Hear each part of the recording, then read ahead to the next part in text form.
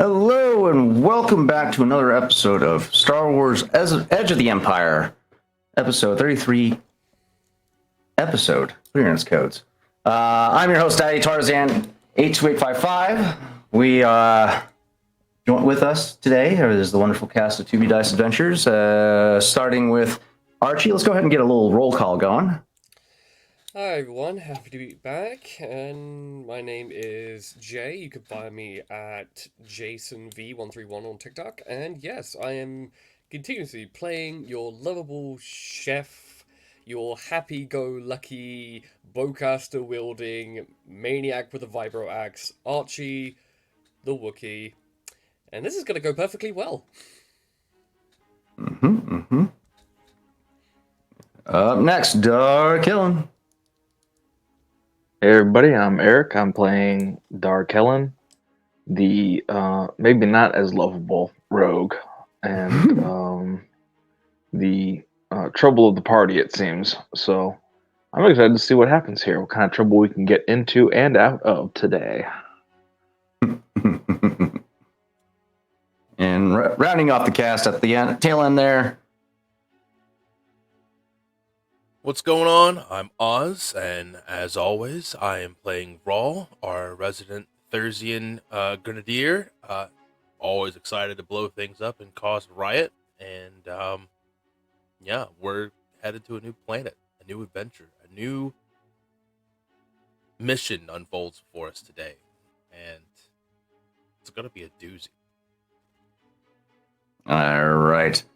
A little quick recap of what's transpired so far. So the Not the Wind or the Core Atlas crew had made a quick, or they were forced to make a quick a little pit stop in the middle of their hyperspace jump by way of a interdictor class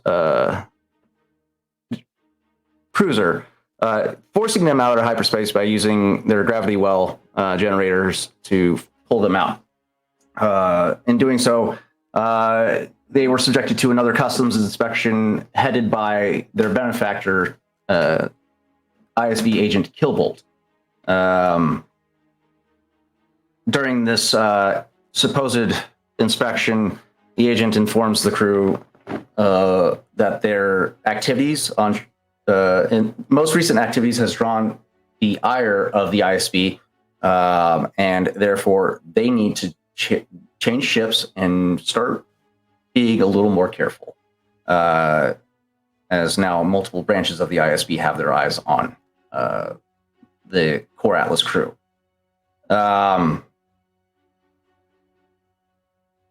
With that information exchanged, Killbolt learned of the current state of the crew's captain, Chav Visto, was gravely injured and lost his right arm in his most recent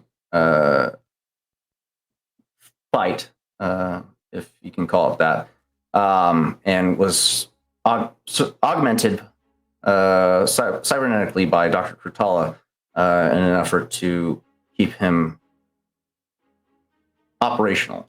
Although this operation will take time for him to fully recover and readjust to this augmentation. That prompted Killbolt to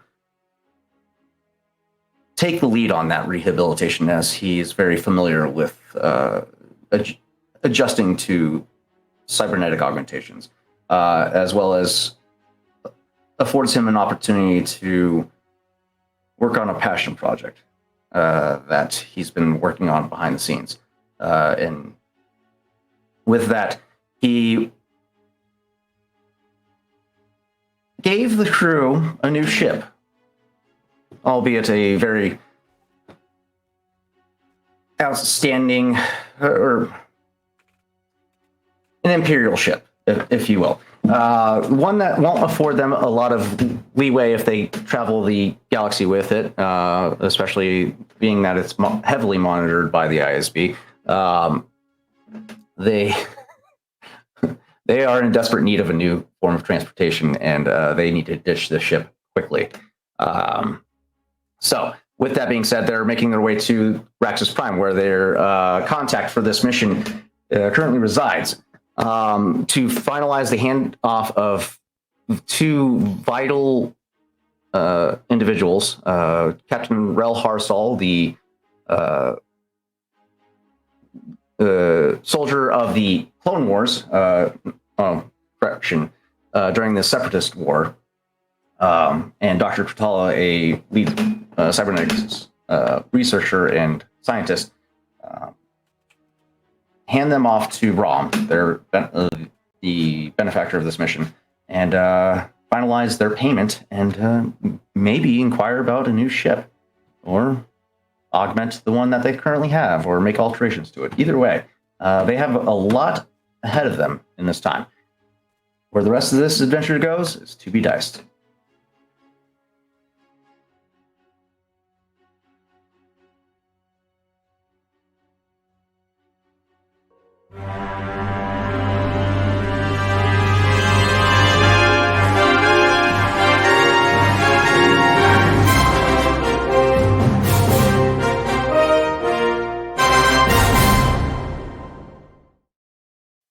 Right. That being said, you guys are still currently in hyperspace, making your way towards Raxus Prime. You guys were in the middle of your first leg.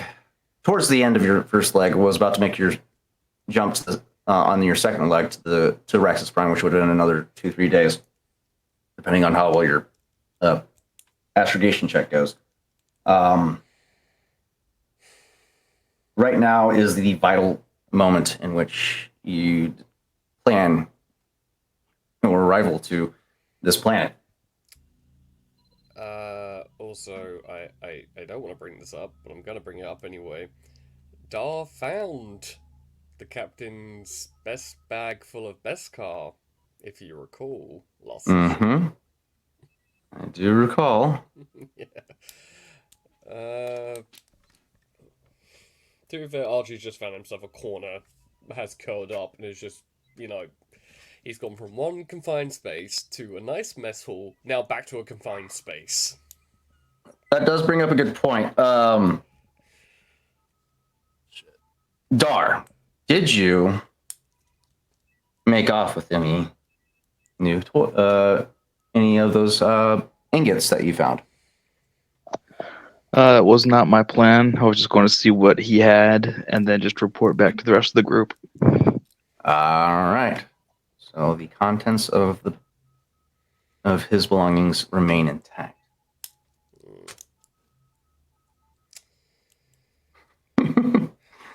For now. That being said, Archie left the I don't think Archie's ever left the cockpit the entire time they've been flying. It's the one place. It's the one place he can be. by this point, Captain Rel and Dr. Kratala and IT began to get a little restless. Did you guys bring any survivors with you, or did you drop them off? We handed them off. Yeah, we dropped them off first. Okay. And they also got picked up by a light transport from the wheel, and then got put back to the wheel, and then we continued. Okay. Before getting picked up by the by Droid and his cohort, and now we're on this shuttle. Mm-hmm. That's right. Yeah, I probably should add Scuttle to the map. Because if we did have survivors, I feel like Archie would have to have like a brace put around his mouth because he'd be screaming the entire time. Because it'd be round 2 of like the most uncomfortable travel he's ever been in. Yeah. No. Okay. So yeah, you guys are had just made the second jump of your travel towards Raxus Prime. Your passengers getting restless at this point, as you know, you guys have been traveling for several days and only to be intercepted by a Imperial ship and told to stow away.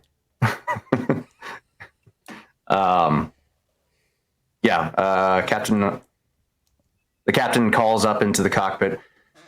All right, you care to explain what the fuck happened back there? What's going on? Where are you taking us? I believe Roll did explain it. Right, I did. And once again, since you weren't listening before, we're taking you to our contact on Raxus. Alright? And if you just sit tight, wait maybe another, I don't know, an hour or two, you'll be right as rain, going wherever you need to go in the galaxy. Let's see what he knows about Raxus Prime, shall we? Oh yeah, let's go ahead and get our luck tokens rolled for the day. I don't wanna. Last session did not go well. I don't wanna. Now I don't have to roll for any of you guys' characters. Look at that. It's all on you guys now. Great. Well, here we go. Yep. Oh fuck! Oh, thank you, Dar. dog. Oh, dog. Covering your What a guys' rears. sweetheart. What Oh, a sweetheart. oh. I like it. I like it. Jesus fucking Good stuff. Christ. Damn, we getting low on these tokens, huh? Went from 5, Right. 6 a session to now only 3. Look at that. Why is it all? Oh. I don't All understand. right. Oh no, we have 4 Yeah, tokens. 4. Yeah, There's but four. it's. Oh, 2 you and 2. should put it up there. Okay, Yeah, good. Okay. Yeah. Yeah, there we go. It is working. It is working. Cool. Oh my god. Okay. All right. All right. You mentioned Raxus Prime to Captain Rel Harsal. He's going to do a knowledge skill. Let's do what sector is Raxus Prime in? That's the Outer Rim, I believe. It's the dark fringes of space. Hey, at least Is it it's Outrun? nowhere near the unknown. It be where it be, man. It is where it is. Yep, and at least it's nowhere near the unknown regions. I hope. Yep, Outer Rim territories. Let's do it. Yeah. He's going to do an Outer Rims check. And this will be average difficulty. Got no desire to meet with any Ujan Vong, so. Yeah, me either. Cool. Mhm. So he knows it. Yeah. You get a very passionate glare from Rel in this moment. You mean to tell me you're taking me to a Imperial shipyard? Whose harebrained idea is this? Which one of you is in charge? I just put I'm going to point at Rawl. Well, listen. So it seems to me that you don't understand how this works, right? You want to hide in a place and time where the entire empire knows where everything the fuck is going on, and you just want to hide, right? So you kind of need to play in between the lines around here, because if we just take off somewhere and don't know where we're going, have no clue where to hide you, the Empire's going to catch on. But if we come in nice and close, right to where they don't have any eyes, we'll slip in undetected and we'll be fine. So that's what we're doing right now. That's what we're going to Raxus Prime for. Give me a charm check. Charm check. I can do a charm check. It's gonna Oh. suck. Oh boy. Will be contested by. Yeah, it's going to be contested by his discipline. It's As gonna my friend suck. Pippin once said, the closer you are Oh, to fuck. danger, the farther you are from harm. But I have a feeling we're about to get another standoff from the paranoid fucking captain. Don't be so negative, Yep. Archie. Sure Lighten will. up. Lighten up. He's been trapped on a small shuttle for several days, and this captain has probably asked this question more than once. I'm about ready to shove this captain out the airlock. There's no airlock. I'm about ready to grab his bag full of Beskar and whack him with it. This is So a shut up. ship. There is no fucking airlock. You open a door, you all getting sucked out into hyperspace. Then we're fucked. I was about to say the joys of a troop transport. Am I right? Right? Troop transport. I'm pretty sure the Rebels one's at least got some space. That's what is working to your detriment. You guys just changed ships to a fucking Imperial troop transport. You expect him to be not asking questions right now? Yeah, we're literally going to an Imperial shipyard in an Imperial shuttle that we just got from an ISB ship. Like, everything is stacked against us right now. This is a shit sandwich that you're dealing with. Right. Just trust I like the it. process. No, yeah, you try to talk him through it, and you get a sense in this moment that with all the odds that currently are stacked against you in this moment, the fact that you were pulled out of hyperspace by an Imperial cruiser, boarded, had to stow away aboard in containers, which probably works in your favor in that aspect, but was definitely not a very convenient situation for Rel or Kurtala. Only to be transported over to an Imperial transport. There's just too many factors. Keep in mind now, though, Raul did sit everyone down and explain why it was okay to be pulled in by this Imperial cruiser. What the fuck's going on? Right. The coup that's happening, all that stuff. Would you have explained that with Rel and Kurtala? He did. Okay. He did bring the Everybody was captain sat and the down. doctor in, and he did explain. Okay, I remember that.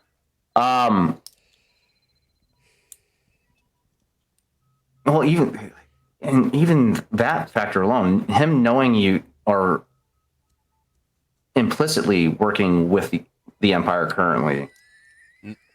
Not implicitly. I'm being forced against my will, but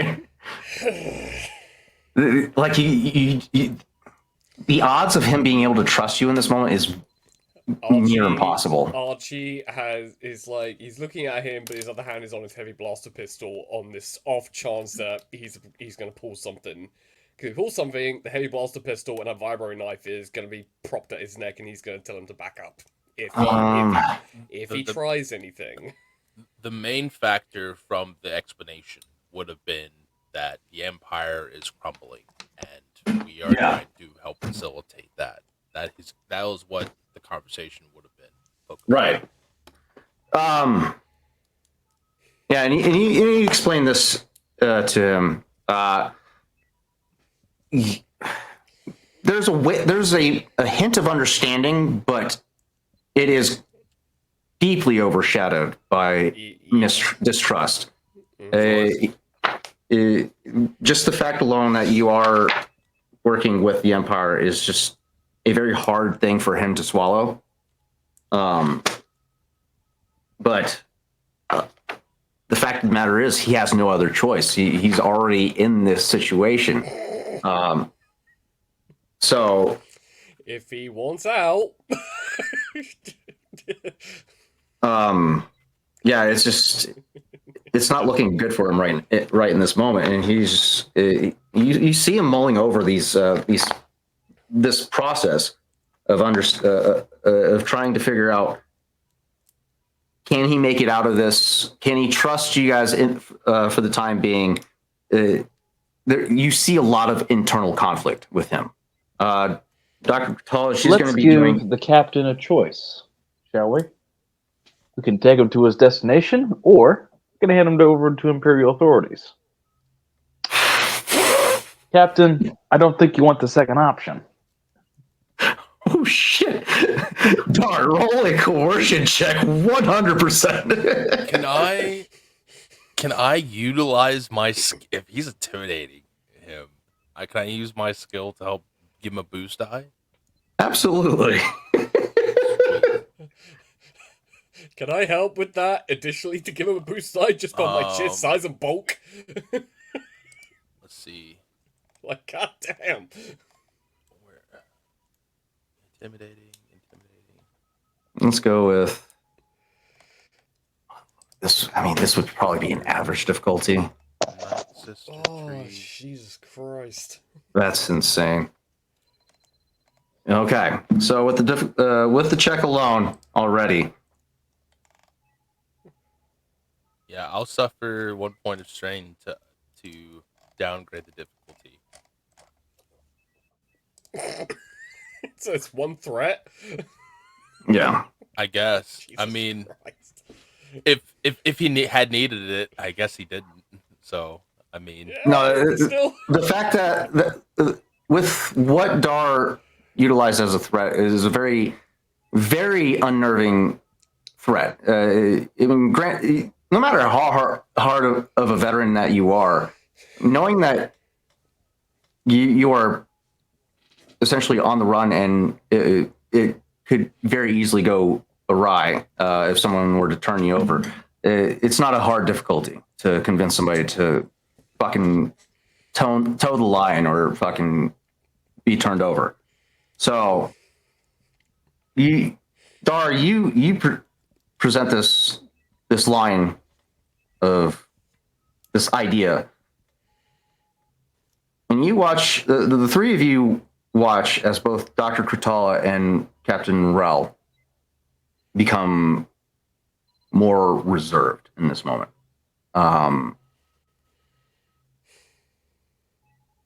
You get a sense of more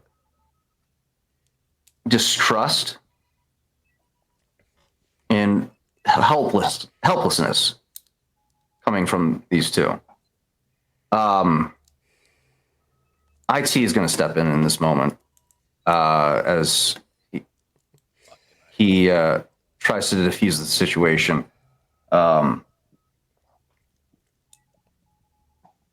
He's familiar with the station, so you. Captain Harsol and Dr. Patala, please rest assured that the destination that these individuals are taking us is well secured. The only obstacle ahead of us at this moment in time is bypassing the security presence surrounding the planet due to the Sinar Fleet Systems shipyard that currently occupies the airspace of the planet is heavily guarded. So whatever means of bypassing that security, I hope that these individuals have a method of circumventing it. Otherwise, we would have to attempt a in-atmosphere exit of hyperspace of the planet and descend to the secret base that your former business partner Ropak and Rom have, Ropak's son, have built up. The structure itself is safe in a sound location. Has maintained its presence there for going on 2 decades. I assure you. right? Look, Captain. As long as you keep your toes and your ego inside the ship at all times, I think we'll get in just fine. Can you manage that?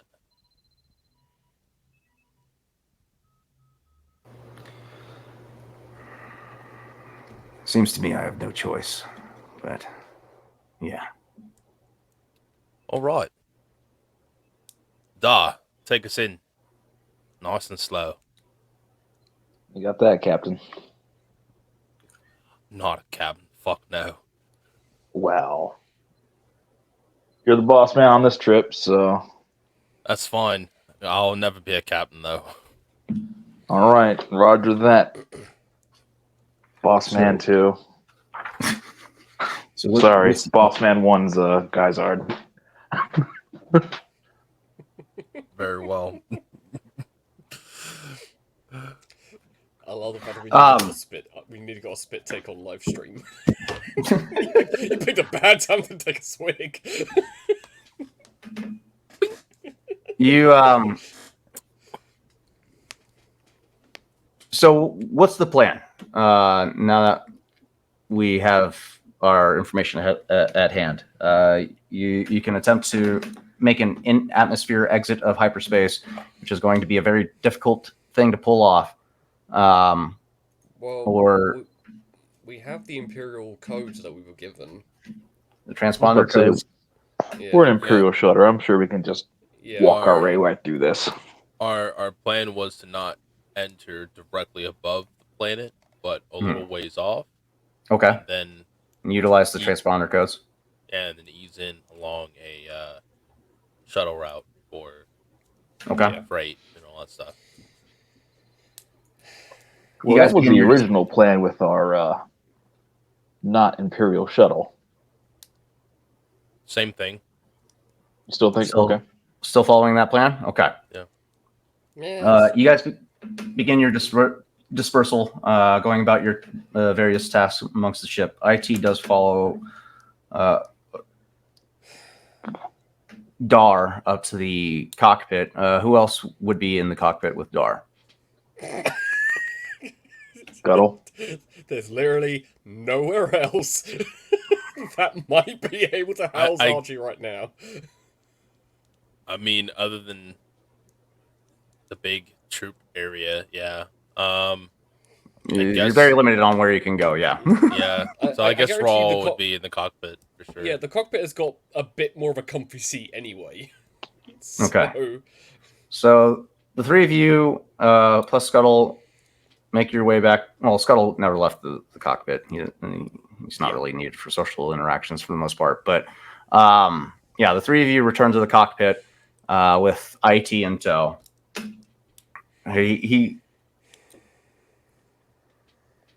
Droids are kind of hard to read as far as what their intentions are when they are,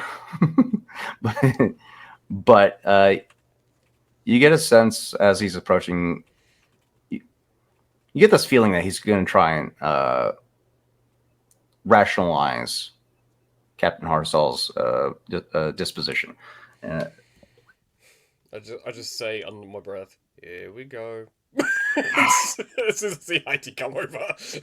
Don't worry, Archie. I'm kind of curious to see what an old crackhead separatist has got to say.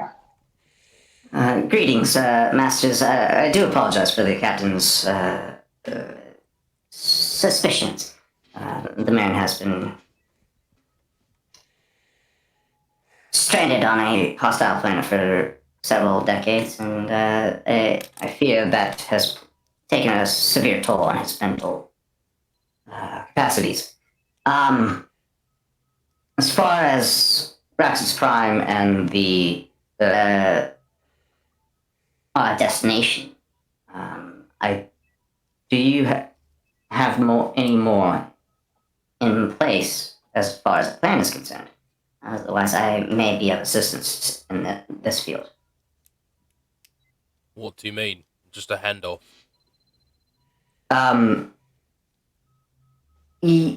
Transponder's codes are good and all. That will play a vital part as far as establishing trust between this vessel and the Imperial presence above the planet. But the planet is a strictly junkyard planet. If you Well, do you understand where I'm going with? one thing I do know about these Imperial dogs is that they all love the damn credits. So, you could just pay our way.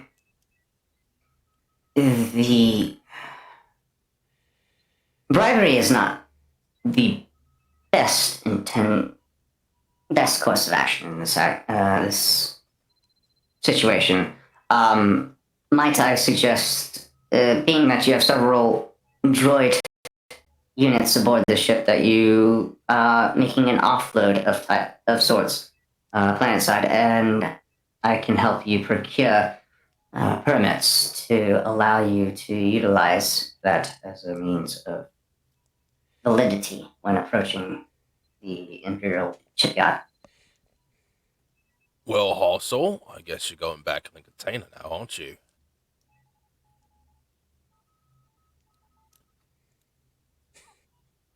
Gonna roleplay being some goods, if you will. Yeah, that's. I mean, that's not necessarily necessary in this situation. When hailed by the Imperial control towers of Sign-Off Fleet's shipyard, they will ask you, what is your cargo? You inform them several decommissioned droids, and I will, if there's a computer on board, I can procure credentials that will allow you to make this.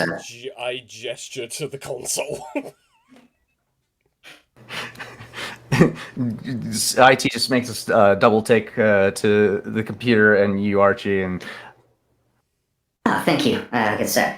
and he you watch as his wrist snaps and a skunk unit extends as he interfaces with this computer terminal. Let's go ahead and get a quick computer check from the old boy. Give it to us.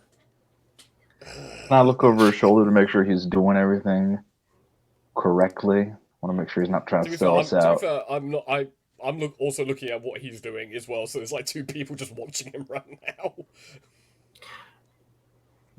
This is gonna be an average difficulty. No, he's done this before. This is gonna be an easy difficulty. Let's go ahead and run it. He's done this before. Where has this robot been? To this planet. I was going to say, if this robot does anything I consider fishy, stop him. You watch as he begins to interface. You see a series of pages quickly scrolling through. You are seeing permit applications. He's scrubbing through what appears to be like a back door that a lot of smugglers would use to try and acquire fake documents to bypass Imperial blockades and whatnot. You get a sense that he's done this several times before for his travels to this planet. He effortlessly finds a recent permit that he can utilize that facilitates decommissioned droid cargo drop off, and he uploads it to the computer of the ship. There's just a cloud share of fake documents to access. Love that. The credentials have been uploaded to your ship's computers. Once hailed by the Imperial blockade, just transmit your transponder codes and your permit, and you should be unmolested by the Empire from this point. Great, Well- thanks. And I'm just ushering him out of the cockpit. You get that moment of resistance from him, but it's short-lived as What the fuck is he gonna do? Yes, that's Do like something, droid. I dare you. You get a moment where you can obviously tell he wanted to exchange more with you guys as far as the planning process goes. But you push him out of the cockpit and shut the door behind him. Yeah, just And, shut the door and just set it to lock. So if anyone wants to come in, they have to like ring a doorbell essentially. You know what? I just like at that point, I Just a thought. If we lock the door, we can seal the cockpit, No, dog. and we can manually open. I hate to break it to you, but the doctor's back. The doctor's back in there as well, and I particularly like her. Yeah, we like keeping the doctor around. And you're in That's hyperspace. right. That doing that will rip the ship apart. Yeah, not a good idea. Just saying. Oh, It rids us of at least two bad things: a captain and an annoying droid. You will be relieved of the burden of life if you do that. Yeah. It's just like, Then I would be so doing hard. you guys a favor too. yeah, if we just get to the planet and land, we don't have to interact with that That's if that being everything goes idiot. well. That being said, Raul, you do have the code cylinder that has the navigation route to where the hidden base is. That's up to you. How do you want to do that? If you want to, I believe I had transmitted those codes over to Scuttle. Mm. So he now has. Okay, so he's already Yeah, here. He has the already- program. yeah. Okay, Hmm. so that would have been pretty. That's part of his auto. Yeah. His flight path. He already planned it out and everything. Hence why Yeah. Scuttle's in the co-pilot seat. You guys have, let's give it another 2 days left of travel. Is there any discussions that you guys would like to have before we conclude the travel time? So when we get there, are we going to pick up a ship, or are we going to pick up a ship from somewhere else? Because Well, okay. We know that it's a junkyard planet, basically. So there's a potential of picking up a ship there. We'll probably have to steal one, or pay an exorbitant price to some scalper person.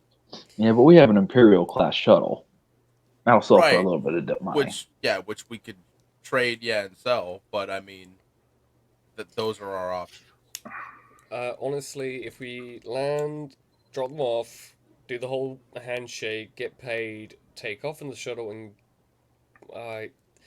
it's just because this is more. We know it's not idiotic to assume that it's monitored by the ISB. So it's like we need to dump this thing as quickly as possible.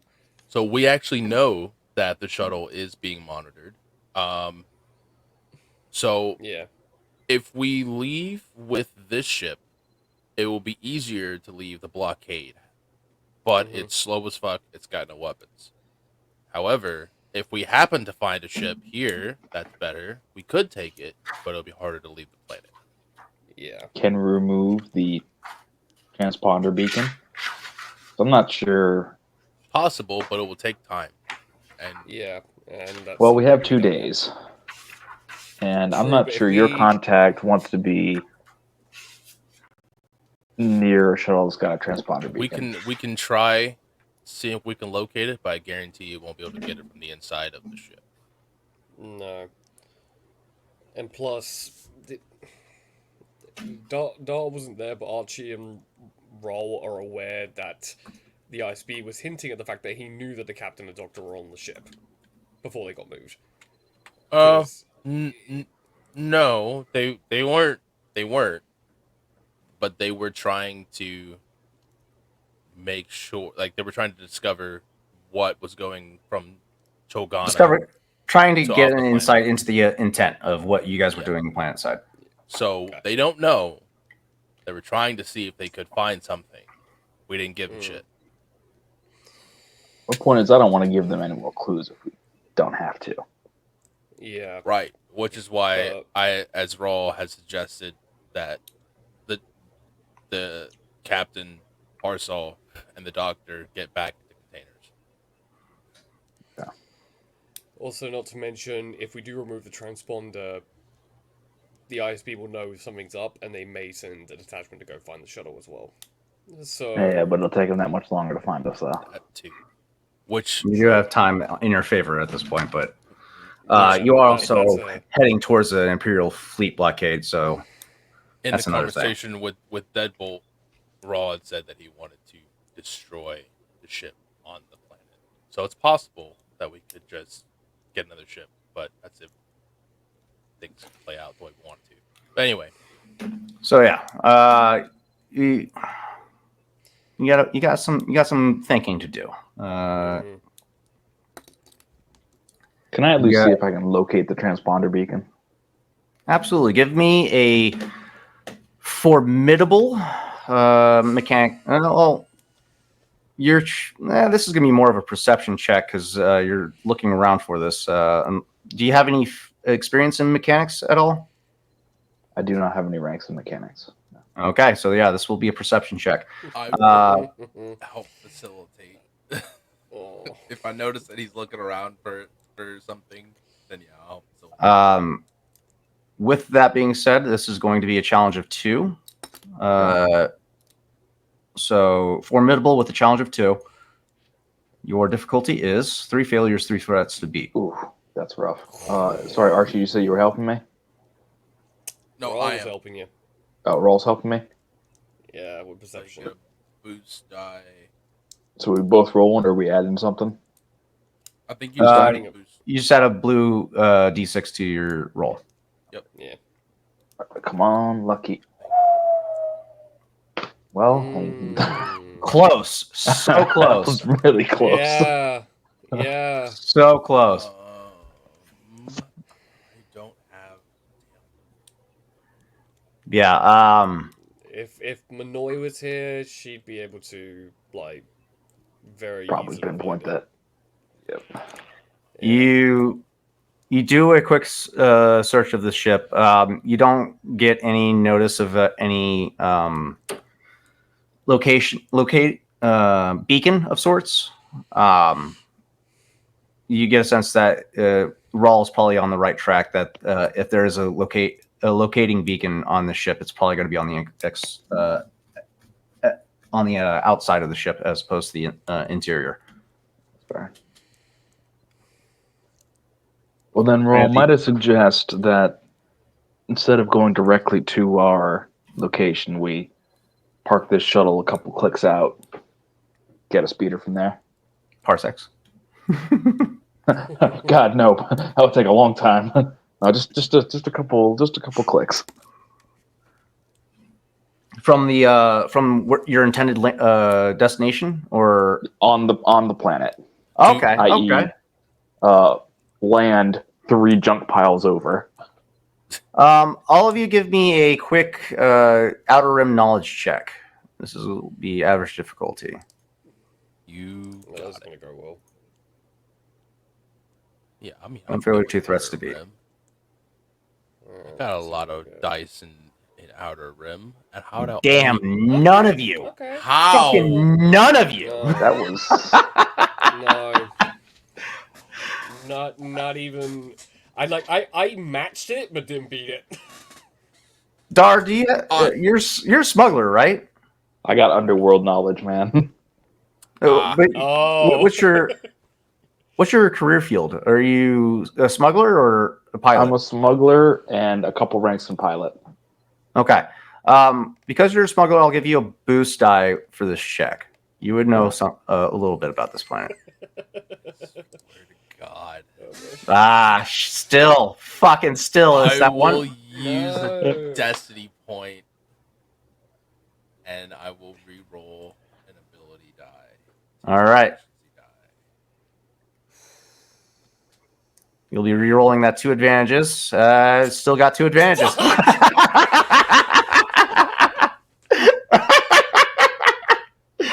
Oh shit!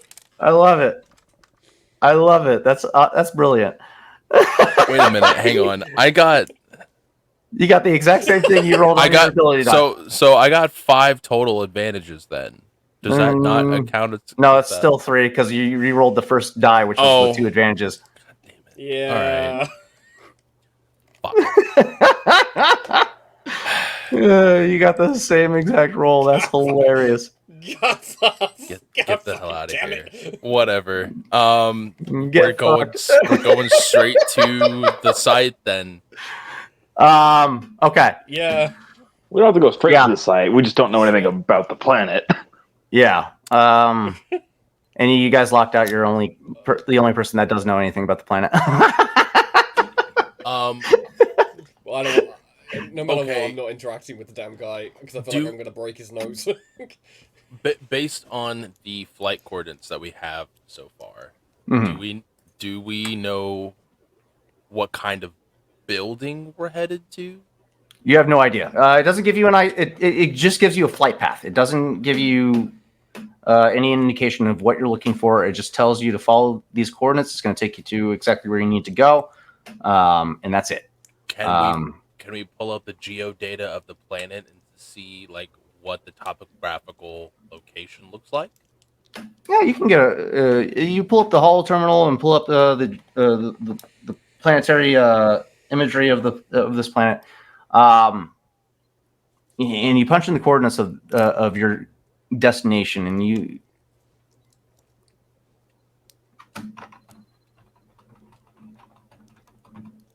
Okay, we'll do another perception check. Again, this is going to be formidable. I'll give you a boost die. This is going to be Also, I'm formidable kidding. with 2 challenges because Roll. this place. Roll, you get a boost die. Okay. This is going to be formidable because this place has been established for over 2 decades. This is well protected. Yeah. 4 failures, 3 threats. Fuck! Looks like God we're probably not damn it, going to drop the Jose. captain and the doctor off. They're stuck with us for a bit. Yeah. You punch in these coordinates, and as you look over the topographical terrain, nothing stands out. You don't see any patterns. You don't see any indication of signs of life in this area. It just looks like a barren junkyard. It looks like a junkyard wasteland. That's it. So, but you now have key land terrain features that you can see. It just doesn't give you any information as to what you're looking for. You just see where you're going.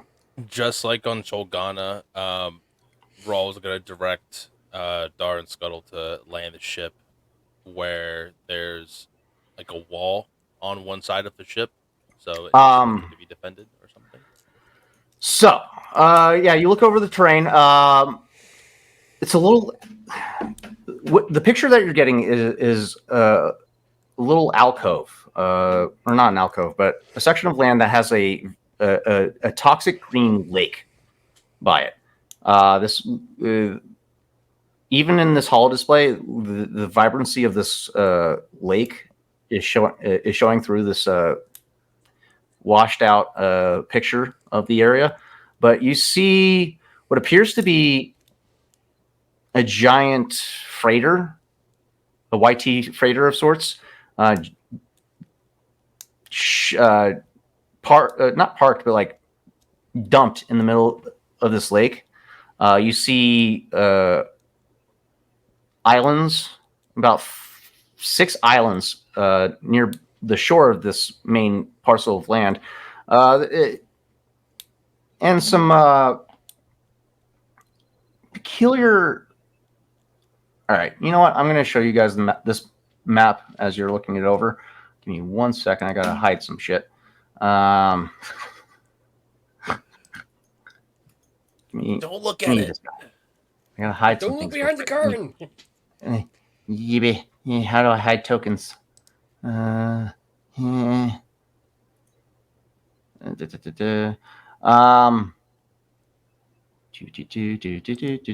what? I'm just going to delete you. Screw it. I'll put you back later. Okay. Oh. How did you get over there? Were you able to see anything? Nope. Okay. Now you should be able to see something. All right. So what you're seeing is a junkyard paradise of sorts. There's piles and piles of endless junk in everywhere you can see. In the lake, you see this YT freighter that protrudes out from the lake. Only the top section of the ship is exposed. The lake itself is a sickly, vibrant green. You can see, even in the holo display, noxious fumes raising from this chemical lake.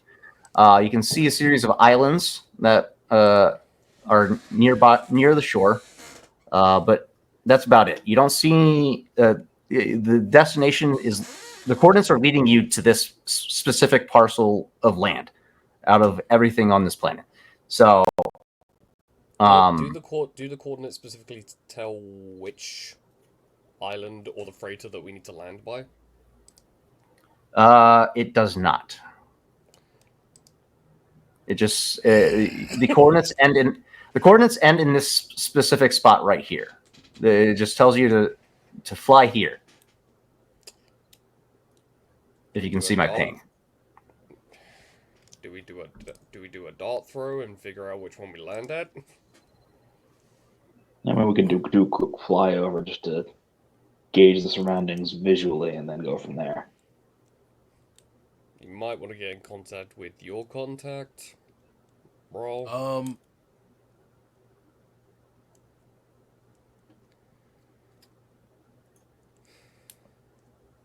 We're gonna fly in low and slow.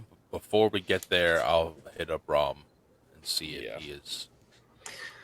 You would be aware of the instructions that were provided to you through this code cylinder. Yes, stay close to the terrain. Use the junkyard canyons as a means of approach to avoid detection. There's a heavy Imperial patrol plant side. Avoid them at all costs on your approach. Do we see this patrol anywhere in the area? What you're seeing right now is just a still. It's not active feed right now. It's just a still. But yeah, the information tells you to be on the lookout for Imperial patrols and utilize cover through your approach. Yeah. We will do that. But yeah, based off the information that you've are able to gather, you don't see anything that stands out as a landing pad of sorts or anything that would indicate that there's some form of a base of operations or anything like that. Yeah, with just the three of you there, yeah, you guys wouldn't be able to identify anything. That being said, you at least have a visual representation of what you're looking for on your approach to the planet. Just not a clear idea of where you're specifically supposed to go. Any other plans that we want to take on before we move on?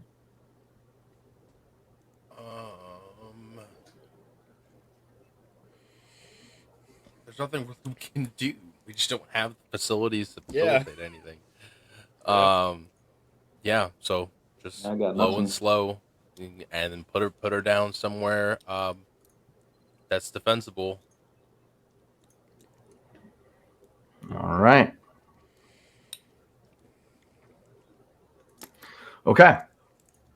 Excuse me.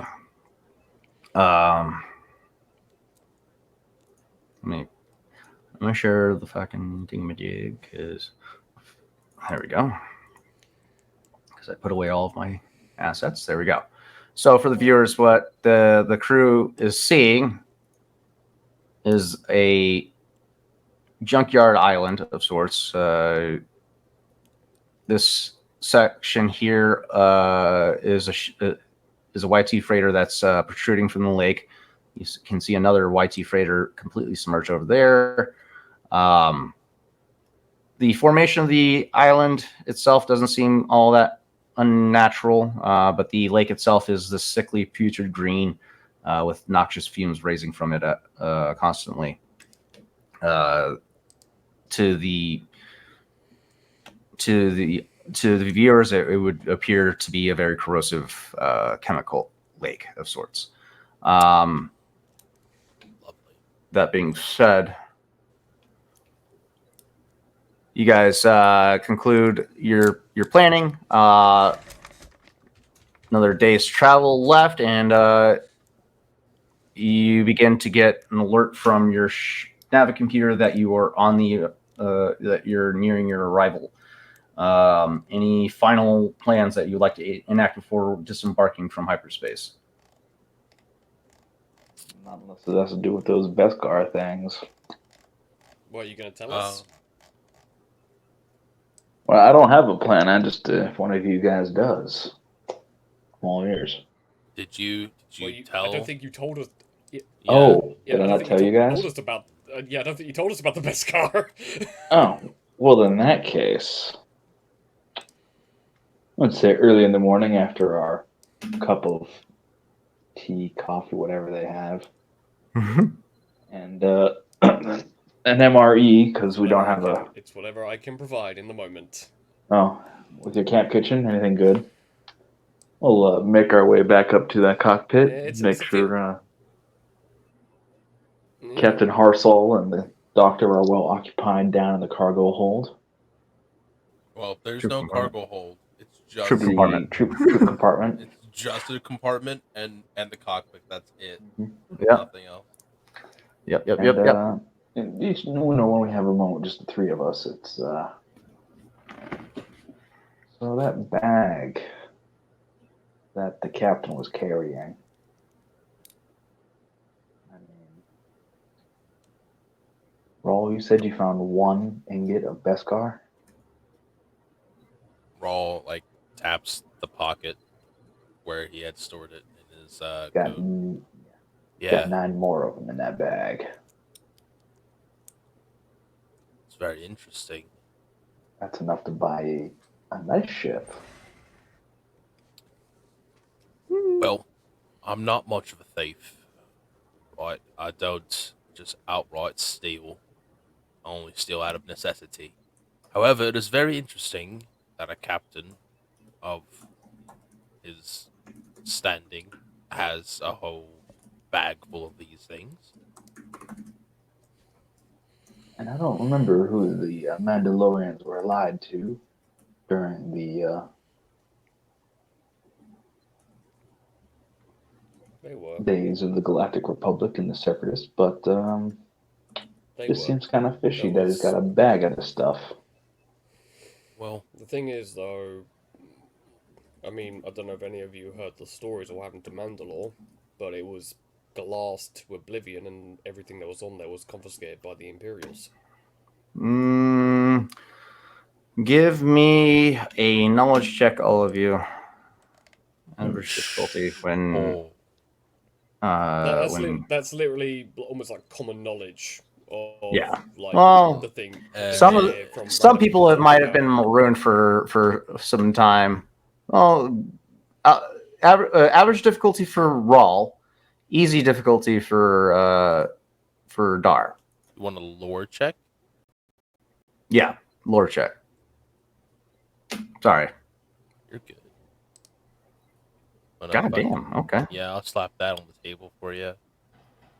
Hey. And then Dar, yours is an easy check, zero failures, 1 threat to beat. Damn. Okay. Apparently, you didn't learn shit while you were in the Empire. Nope, nothing at all. Not a damn Like thing. Archie's just explaining this because he's been around since the Clone Wars, so he's heard a lot of things in his travels before he got captured Yeah. into the Imperial prison. And even in the Imperial prison, he probably met a few Mandalorian prisoners. To be fair, Yeah, in his it's travels. possible.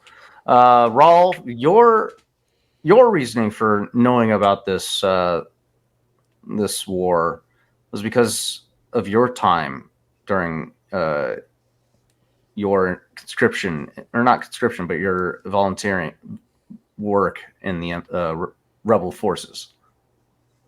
You were part of the response team that helped rescue some of the survivors from the planet. Okay. Dar, you were on a completely different sector of the galaxy during these events, so you didn't learn anything about this. So this information is new to you. Glass Mandalore. No, that is a big shame. I guess it makes sense, though. I mean, the one people would still end up to Republic and the Republic and the Separatists back then. Makes sense that the Empire would want to glass them first.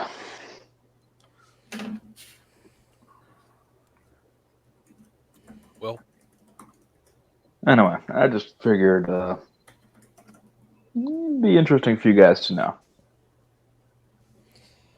I'd say keep an eye on him for now, and I'll speak to Rom when we get there. I'll let him know what's going on. Oh, well. I'm not sure I'd let him know about the best car. But, Well, I mean, like I said, there's like it or not, he does need it to start a new life, right? I'm not about to steal the bread out of a man's mouth if he doesn't deserve it, but as it is dangerous, potentially, and Ron was taking on this favor, I'll at least let him know what's going on. Ooh. your contact. You also still have your side mission that was presented to you by Odil, the Mandalorian. Do you still plan on seeking out that artifact for him? Yes, that Okay. that was like a part of the task that Ron was gonna do, but he has no idea anything about it because it wasn't his mission. Right. I mean, being that you're on the way to Raxus Prime now, do you want to get into contact him prior, or do you want to wait till after you land to find out? Probably after we do this handoff, Okay. because that way he doesn't have any obligations to anybody else. Okay. Cool. All right. The journey comes to a conclusion as your ship begins to exit out of hyperspace. And your departure from hyperspace ends with the and as you emerge several kilometers out, you can see the impressive shipyard known as the Sienar Fleet's shipyard before you. Several dozens of Imperial Star Destroyers currently in construction before you. Half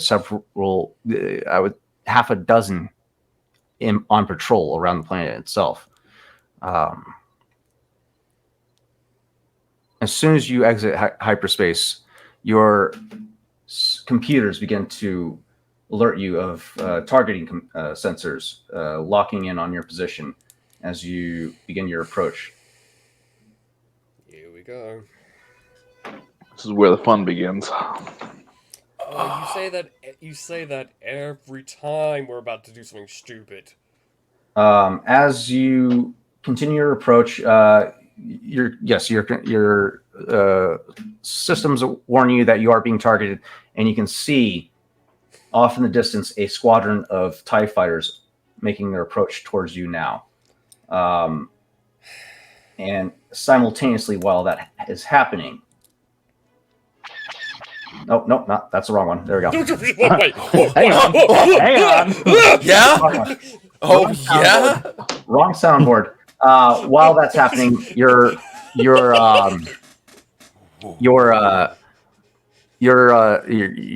being hailed by the control tower of Sienar Fleet shipyard. Well, Dar, you're the talker. All right. This is Fuck this up. this is Lambda Shuttle, whatever our designation is. 750 IR6. Thank you. Requesting permission to land on Raxus Prime. Over. This is Sienar Fleet Tower Control. You continue your approach. You will be escorted by TIE fighters during your approach. Please transmit your transponder codes and itinerary. What is your intent for this for arriving to Raxus Prime at this time? Over. I'm going to check with our protocol droid to make sure all of our You got identifications the are permits. squared away. You got the permits. All right, Yeah, cool. you are. Respond back.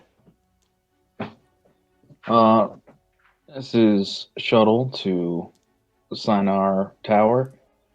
We are delivering some droids down to the surface. Over. Understood. Please transmit your transponder codes and your manifest, and we will process that information and be back with you shortly. Sending codes now. Tower. Shuttle out.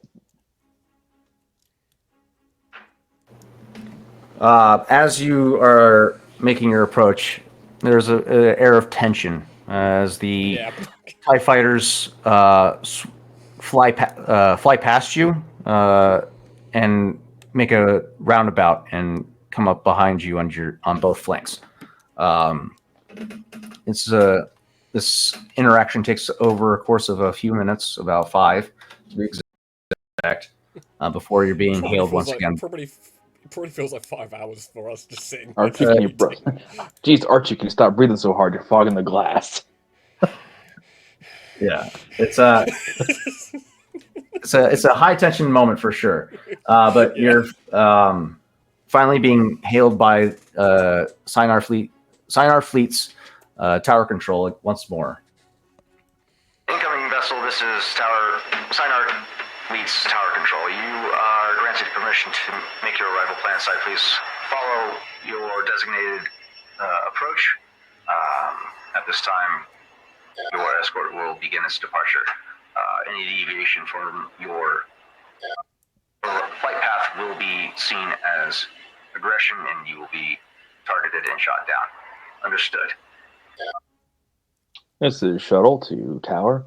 We hear you loud and clear. Preparing our descent. All right. Shuttle, you are cleared for planetary atmosphere entry. Please proceed, and be aware if you are spotted scavenging the planet, we will also shoot you down. So just make your drop off and depart. Over. This is a garbage planet, and they want to shoot us down. God. It's an Imperial shipyard. This is where they get all the parts for their ships, man. They recycle everything here. That's why it's so easy to destroy Imperial fucking vessels. I will say, there's a minute of silence, and then Archie just like leans slightly over the door and goes, BOOM! So just like, after the tension's cleared. Jesus, Archie, you want me to crash the shuttle? With that final transmission from Sinar Fleet's tower control, you watch as the squadron of TIE fighters that were flanking both sides of your ship proceed to bypass you and disperse and return back to the shipyard.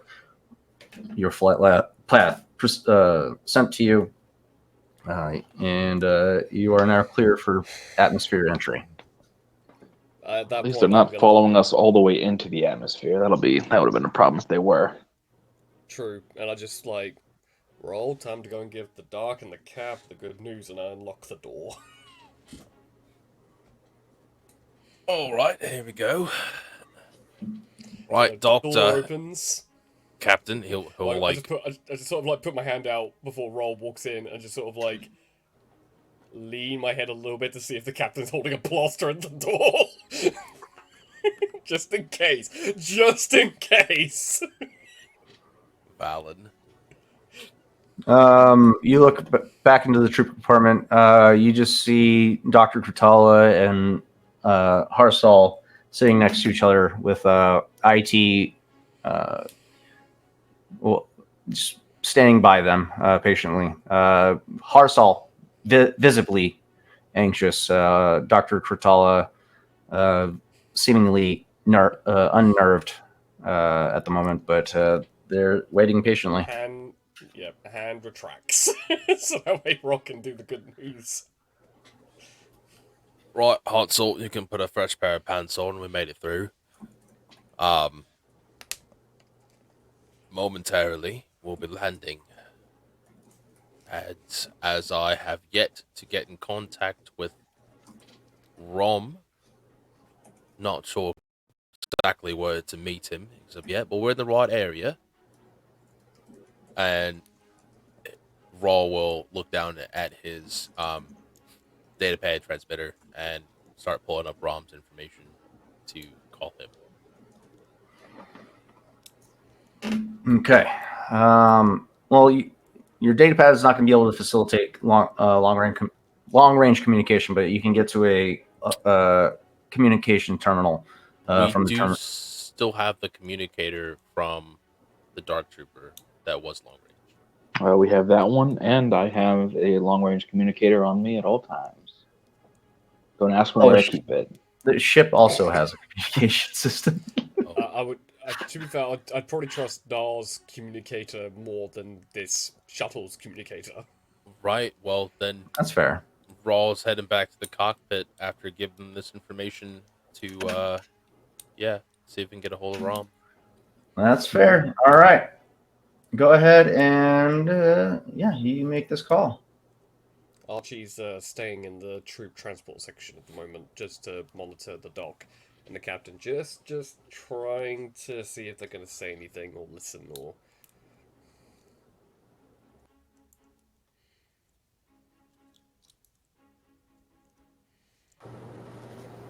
You punch in the information to make this call. And this the communication line that you were given was a direct line to Rom himself. You are met with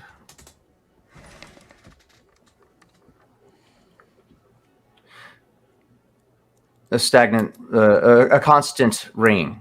The line is not being picked up at the moment. Okay. We'll keep flying until we get to right where the coordinates say to stop at, and they'll just continuously keep trying to hail him. Okay. Yeah, you continuously try again. For some reason, there's no one on the other end to receive the call. You proceed to the end of the destination coordinates that was presented to you by the fleet or by tower control, but it has you several clicks away from your intended destination. As you arrive into the atmosphere of Raxus Prime, you can see for miles in every direction the fumes radiating from the land below, from noxious lakes, from smoke towers, from the refineries processing the scrap metal. And you can see in the direction of where your intended destination is supposed to be a series of canyons that you can utilize as cover to make your approach to the coordinates. Okay. We'll take the canyons, and while we're doing that, I'm going to actually call back to Archie, see if he can find any emergency oxygen breathers, because I'm not sure I want to be breathing that air out there. Okay. Give me... Got it.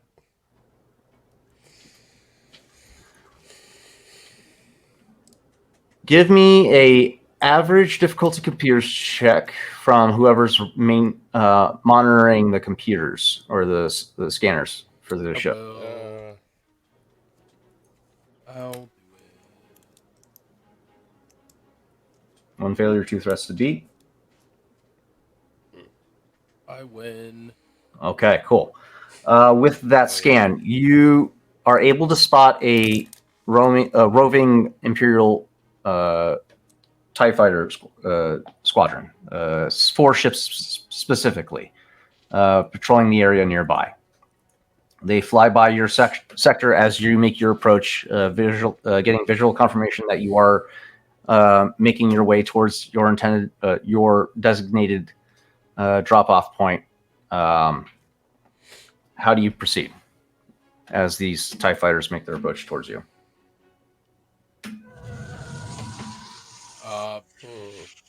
Just slow down and let them pass, I would assume. Oh, we can do that. Just to be clear, is the designated drop-off point we gave the Imperials the same designated drop-off point that we're going to anyway? You didn't give you didn't give them a drop-off point. They assigned you a designated drop-off point. Okay, Oh, that's a problem. Well, I'll take a quick glance, see what the TIE fighters' flight pattern is real quick. And then I will As you observe them, you watch as they begin their to slow their approach as you assume that they're with this flight pattern that they have, that they are going to be there until you land.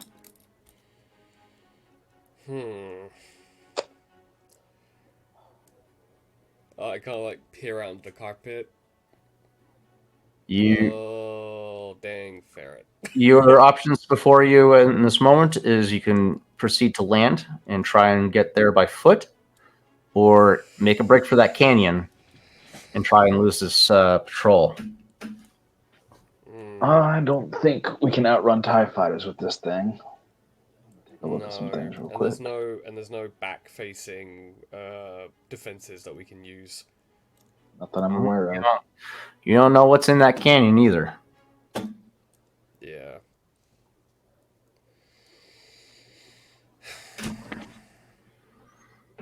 As your ship drops towards... Yeah. Go ahead. Considering the ship is an Imperial shuttle, knowing just its composite, it would have breathing filtration systems that we can utilize if we need to walk. We'll get to that here in a moment. But as your ship drops towards the surface, you see an unending wasteland of wreckage. The junk piles and trash create their own landscape of winding canyons and lakes of sickening sludge. Building-sized recycling droids walk the piles using massive claws to feed their fiery onboard smelters. A haze of hazardous gas covers much of the area, its color changing with the leaking chemicals around it. Suddenly, your ship's proximity alerts sounds as the four TIE fighters make their approach on your scopes. They're fast and highly maneuverable, flying in pairs. So yeah, that's when you spot the four TIE fighters moving in to observe your approach. And you have those two options, either land or try and lose them in the canyon to the west of you. All right. Here's what I got laid out, Archie. I don't have a plan yet. But I don't think we can land. I think we'll have to break for the canyon. And here's why I'm thinking. Because we do not have an officer uniform aboard this shuttle that I'm aware of to meet the deck officer on the landing pad. Yep. If we land and the Imperial Stormtroopers come up, we don't have time to prop you, me, the doc, and the captain into containers quick enough, not to mention, I'm blacklisted. I guarantee you're blacklisted. Do not answer if you are or not. I don't want to know. So, yeah, we're gonna have to. I would say try and get as low as possible. I'm trying to gauge of if we try and get as low as possible and then floor it towards the canyon. Do you think we'll have at least an extra 30 seconds of head time? I think we can buy ourselves a little bit of time to do the element of surprise. Yeah, so continue the landing vector, but when you get to at least above the head of one of those building-sized droids, we can't outrun them. We can outmaneuver them to some point. Because Imperial pilots, I mean, you could say. Actually, no, that's a good point. Roll put it forward as a played off as a mechanical failure. Could do. Play up the veering off course as a mechanical failure. Yeah. All right, I can do that. Can you be convincing enough? Of course I can. Alright, I'm gonna Alright. tell everyone to strap themselves in, and I just turn around and go over to the dock and the captain, going, ladies and gentlemen, we appreciate your flight on this Lambda-class shuttle, but we advise you now that we're about to hit some turbulence, so please fasten your seatbelts. You too, IT. And I say that to the captain, IT, and the doctor, to sit down and fasten themselves in. You watch as the three of them very concernedly, situate their restraining belts. And we're hold on about to do a few maneuvers that will try to convince everyone that's watching us right now that we're dealing with mechanical failure. Trust me, it's gonna be a fun ride. And I turn around and I just strap myself into the seat behind Scuttle, and I'm just like, all right, Scuttle, Dar. all right. Good. Let me. So Scuttle in the co-pilot seat, Dar main pilot seat. Who's navigations and who is sensors? Sensors is Roll, because he's the one in the sensors. I am doing navigation because I have planetary. I have 2 proficiencies in planetary. All right, go ahead and let's get a skill check from the backseat drivers. Average difficulty from the astrogation or navigation, and average difficulty from for computers. Alrighty. Come on, I need luck. All right. Alrighty, alright. All right. And Dar, your intent is to break for the canyon, correct? In a moment, I think I'm going to pull a quick, tricky maneuver where I wobble the ship for a second, drop a couple meters in altitude, try to regain a couple meters of altitude, wobble for a bit for a second, and then veer off. I'm feigning a mechanical problem Okay. before veering. Give me. And me and Roll have done okay when it comes to sensors and navigation. Give me a. Okay, yeah. Raul, you have the 4 TIE fighters locked onto your sensors, so you can keep monitoring them if they do pursue. Archie, you're getting an advanced scan of the canyon right now with your scan from your navigation system, plotting a course right now. Dar, give me an this is going to be. This will be an average planetary space piloting check. All right. 3 failures and a setback.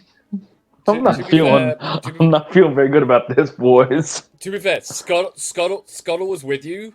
He's in the co-pilot seat, which means he can give you a boost. He is helping you on this. Because he's giving you, like, almost, droid-accurate levels of piloting to help with this.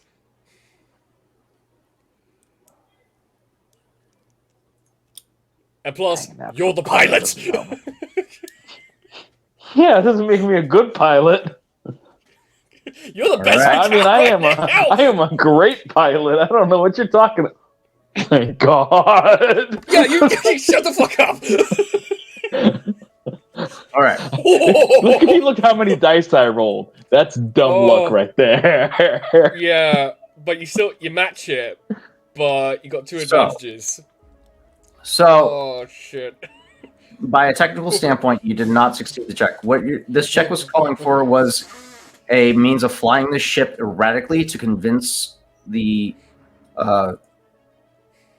TIE fighter pilots that what you're dealing with is a hydraulics failure of sorts. I can get a little change of mood here. Well, shit. This is That's okay. Wait for them to come in. Wait for them to come in. I can't hear anything. Ooh. we got the music playing at the moment. I mean, I can hear. I don't know about everyone else. You guys hear me? Yep. Yeah. Yeah. Can I hear anybody? Hello. All right. Well, I can't hear anybody right now. We're gonna take this moment to go ahead and go on break. But to preface what everybody is going to be saying at this point, Darg begins to make this this flight attempt to try and feign a hydraulics failure with the flight controls. The ship begins to bank and descend at the same time, veering towards the canyon entryway. The TIE fighters above, witnessing this, unconvinced, and as soon as you begin your deviation, the TIE fighters themselves begin their descent and fly towards the ship. With that, we are now on the chase. We'll see you guys shortly after this break. Stay tuned, don't go anywhere. Dun, dun.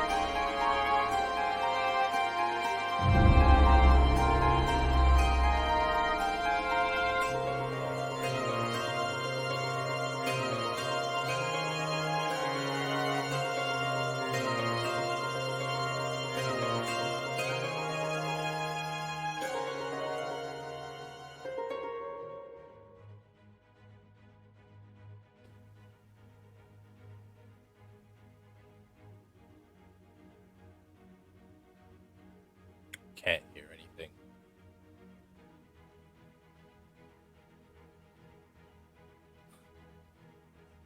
Oh no.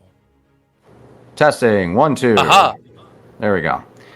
Something went through an update. I don't know what, but we are back. We lost Dar. There he is. Welcome back, all you wonderful 2B Dicers. I am your host, Eddie Tarzan. Let's get into the announcements that we got going on for this week. Well, I guess you guys missed my intro. Hello, all, and welcome back to all you wonderful 2B Dicers. I'm your host, Eddie Tarzan. That being said, announcements. We have some news for all of you guys, all you wonderful 2B Dicers. A couple things. We have a new campaign that we're going to be rolling out. The Valley of Endless War, a sort of League of Legends-esque campaign. A lane war kind of campaign setting. It's the concept of it sounds very enticing, and I look forward to rolling that out. That will be coming out soon. We are looking to cast about either 1 to 2 more members for the campaign. So if you are interested, feel free to reach out to us on Discord or Instagram. You can reach me at DaddyTarzan82855 on both Instagram and Discord. If you would like to throw your hat in the ring to audition for that campaign, we would love to have you. And yeah, once we have a set cast for that campaign, we'll be rolling that out soon. Other announcement. We have an official return of the Dimensional Dial of Dr. Diego.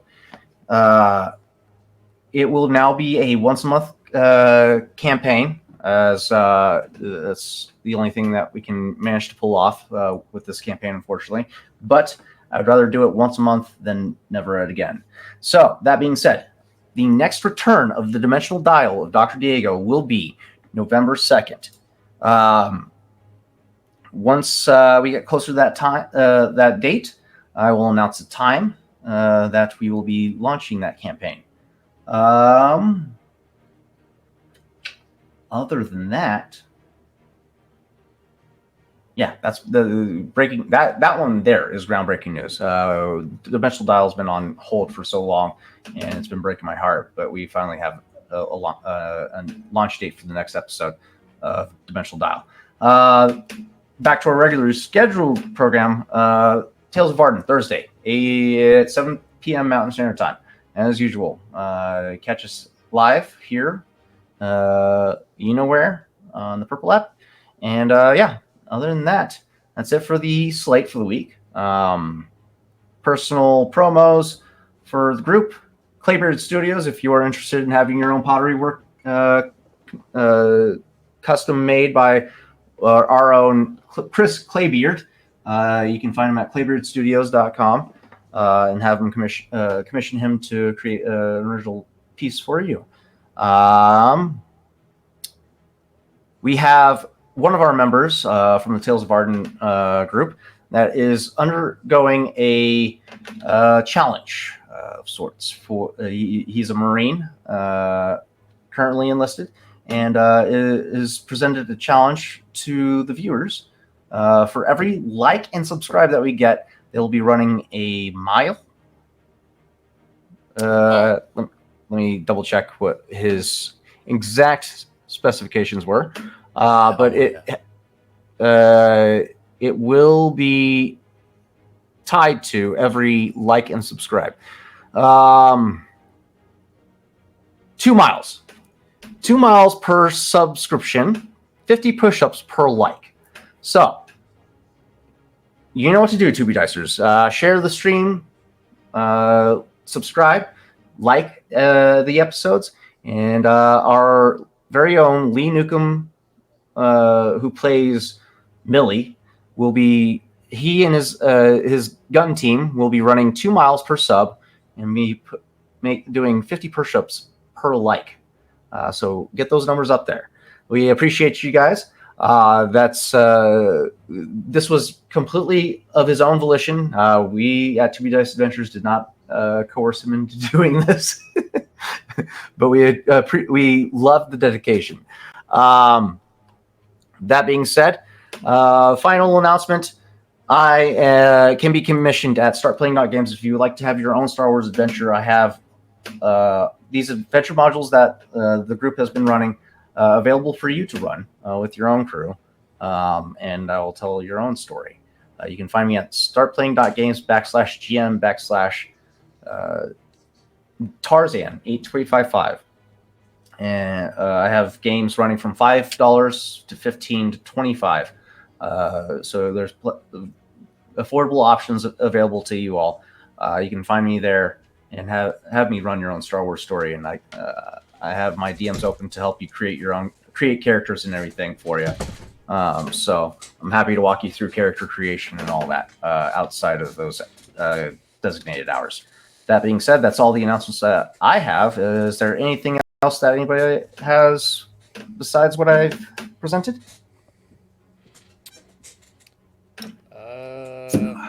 Nope. All right. Let's get back to the adventure that's to be diced. The Imperial transport begins to yaw towards its starboard side, as if to try and feign some sort of malfunction of sorts, deviating from its present trajectory presented to it by the Sayonara tower control. The Imperial TIE fighters flying overhead do not buy it, and they begin to dive and initiate pursuit. We break into a chase. That being said, I'm going to need a piloting piloting planetary check with a setback die as you begin your entry into this canyon. All right. No, that's either going to be planetary. That's either going to be me or Scuttle, because I don't know. Gal, do you have planetary piloting? I do. Okay. I'm not saying it's great, but I have it.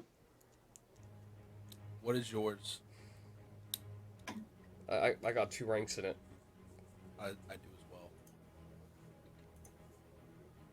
I was going to say you might be slightly better at planetary than me. This is an Wanna easy swap? check. Wanna swap? I have a proficiency in it. So do I. Dar's already in the pilot seat, so Dar's going to be doing Dar's the check. All right. That's fine. You don't To be have time fair- to make To be fair, switches though, right now. yeah. To be fair, though, it's 0 successes. So Oh, you roll the setback dice. Not roll All dice. right. That's fine. there's 3 advantages. 3 We successes. still one win. Advantage. We still Yeah. win. You begin your rapid descent with the TIE fighters in pursuit. Make your entry into the canyon and begin your to try and shake them. Your previous training from the Empire paying off as your quick reaction times allow you to anticipate the I forgot to give you a boost die because of Archie's. No, Archie's My navigation. planned route. Yeah. So with that being the case, you also have Scuttle co-piloting. So yeah, that will be 2 boost dice that you can additionally roll. We'll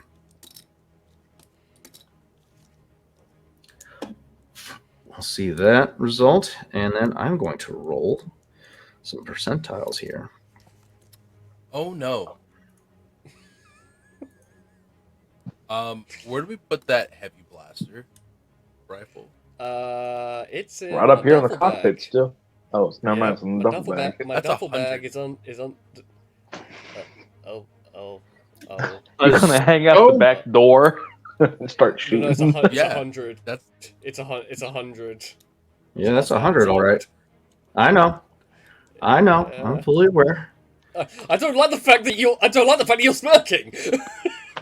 Is 100 good for us or good for also, them? I That's the do- question.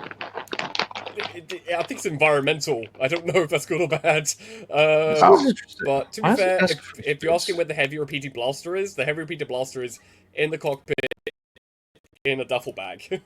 Okay, so this is space checks because you're flying a space-worthy vehicle. Okay, all right, I understand where I'm getting this mixed up. Okay, you have a charted course in front of you, Dar. But the problem is the TIE fighter's on your tail, and the course that Archie has presented you is going to keep you out in the open for too long. As you're flying, as you're ripping around these curvatures, you spot off in the distance about 100 meters an underground tunnel big enough for the ship to fly through. And with that, you only have seconds to consider. It's not even an afterthought. You dive into that tunnel. Heck yeah, I Okay. do. You take a dive into a horizontal tunnel, and you'll be in here for about 3 rounds. Oh yeah, we should probably roll initiative, shouldn't we? So yeah, with that being said, let's go ahead and get a initiative check from the pilots of these TIE fighters. And you guys, well, the pilot of the ship.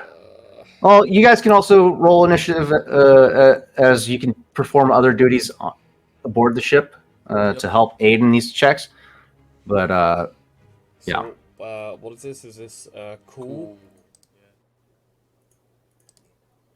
Okay.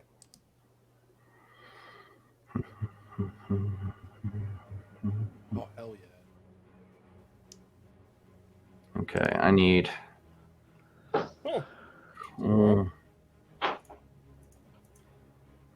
Rolls Imperial Pilot. And. Okay. Why is it not adding it to the initiative though? Hit refresh maybe?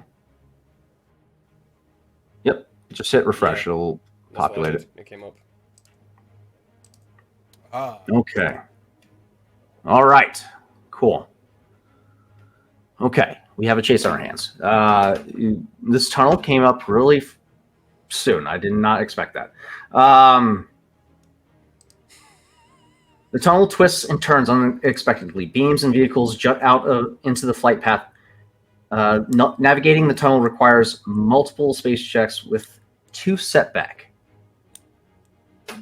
So, let's go ahead and initiate this first round of checks.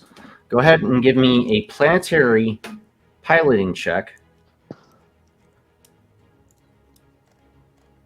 All right.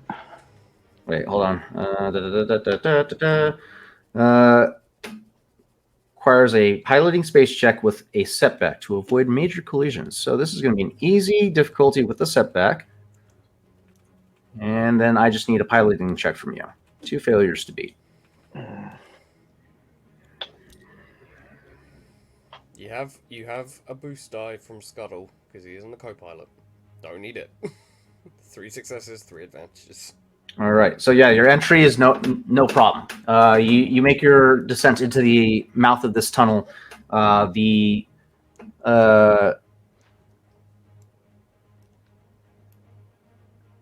TIE fighters in pursuit. Up next, whoever would like to go. You can use navigations to try and chart this tunnel to try and give Dar boosts for his next piloting check.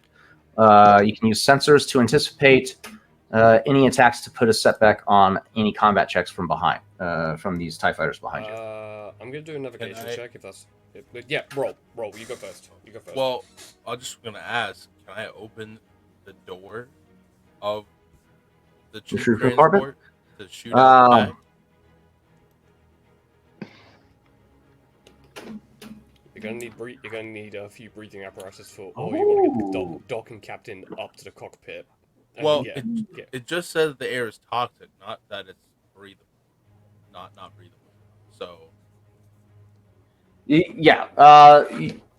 You can do so. Fun fact: you also have shielding. I didn't realize that. So somebody can use a computer's action to adjust the current displacement. As of right now, you have a double shielding field on the front or the on the fore, and one on the aft. No shielding on the sides because your ship's not big enough for side shielding. So Alright. double front, one aft. That being said, yeah, Rawl, you plan to leave your position at the sensors to. I would be tempted to actually have Archie go first to readdress the shields. I agree. Okay. Well, there's a choice. I can either reassign the shields or give you a navigation plot through the tunnel. That's the choice. Yeah. I think do you want- a TIE fighter is going to be firing, so I'd say shields first. All right. So I'll do that. That's Fine. fair. You're going to be in here for a while, so yeah, that's a fair call. Yeah. So I'm gonna reassign the deflector shields to put double on the back and single on the front. So single front, double back. Mm-hmm. Go. That's a pilot maneuver. Let me pull up my piloting maneuvers list real quick. Give me 1 second, because I keep forgetting to pull that up. Surprisingly, I've got a few decent skills when it comes to piloting, so this hopefully should help with that. It shouldn't be too much of a problem. I believe it's just a maneuver to do so. I just want to make sure. Vehicle actions. There we go. Evasive, stay on target, angle deflector shields. Using this maneuver, a crew member with access to the shield controls can reassign up to 1 point of defense from one of those defense zones. Okay, yeah, you use your maneuver. You can also sacrifice another maneuver, or you can sacrifice your action to perform another maneuver as well. That will either you can use that will accumulate as a form of strain, but you can gain the advantage. Perform a combat check. And you already did the deflector shields. Evasive maneuvers, or a computer check or astrogation check to plot the course. What I am gonna do as my action is I'm going to pull Field Commander. Okay. The character can take the Field Commander action. They can make a average difficulty leadership check. A number of allies equal to the character's presence characteristic may suffer 1 strain to perform 1 free maneuver. Okay. So I have 2 presence, so I'm giving a free maneuver. I need to make the average leadership check, but Dar and Roll will get a free maneuver,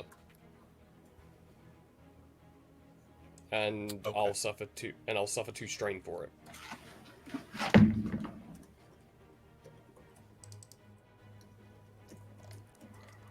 Because at least that means there's some things that everyone could do. They get a free maneuver on top of their turn.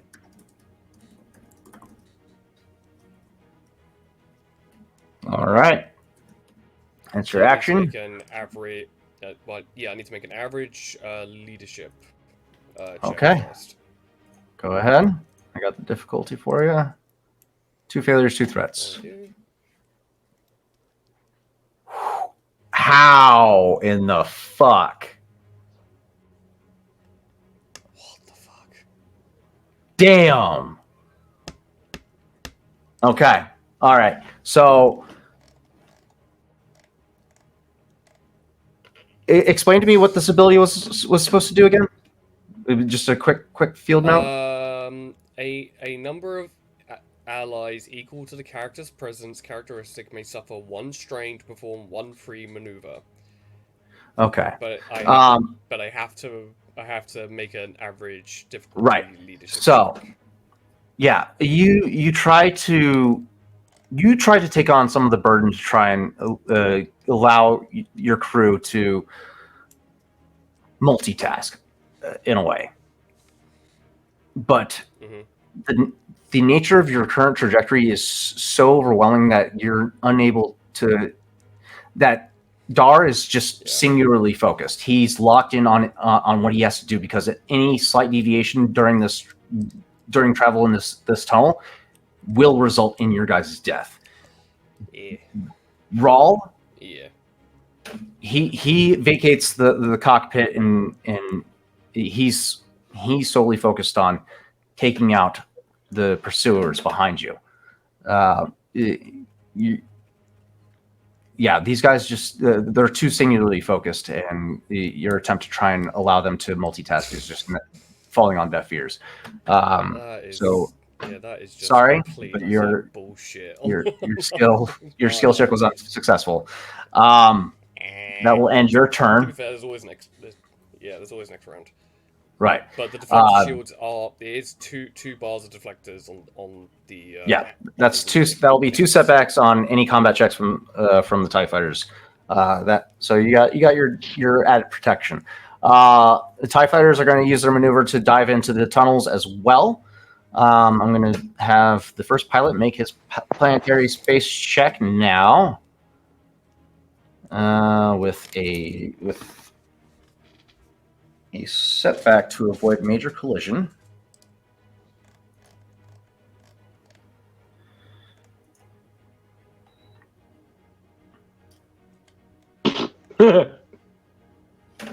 Oh shit! Okay, that's a major collision. Okay, major collision result in.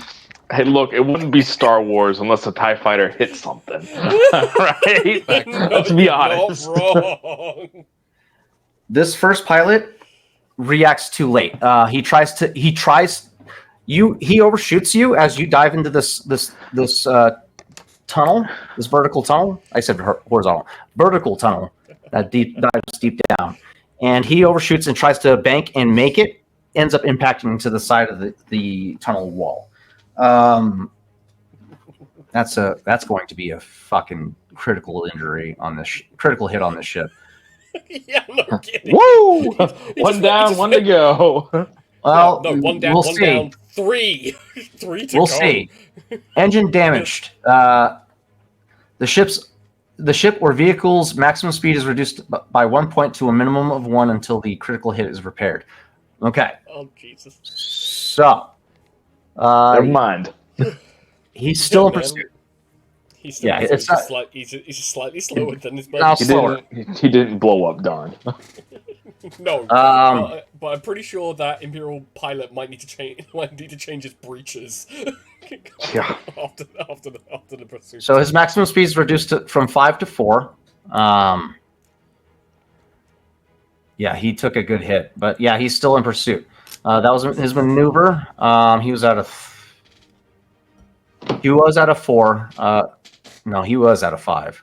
So that's why it was as hard as it was. Oh, he gets 3 boost die when he makes a piloting check. I forgot about that. Shit. What? Hold on. I No. forgot. How about no? Yeah, please 3. no. Sorry guys. That's the benefit of flying a TIE fighter. It has a +3 handling, which is 3 boost dies to your piloting check.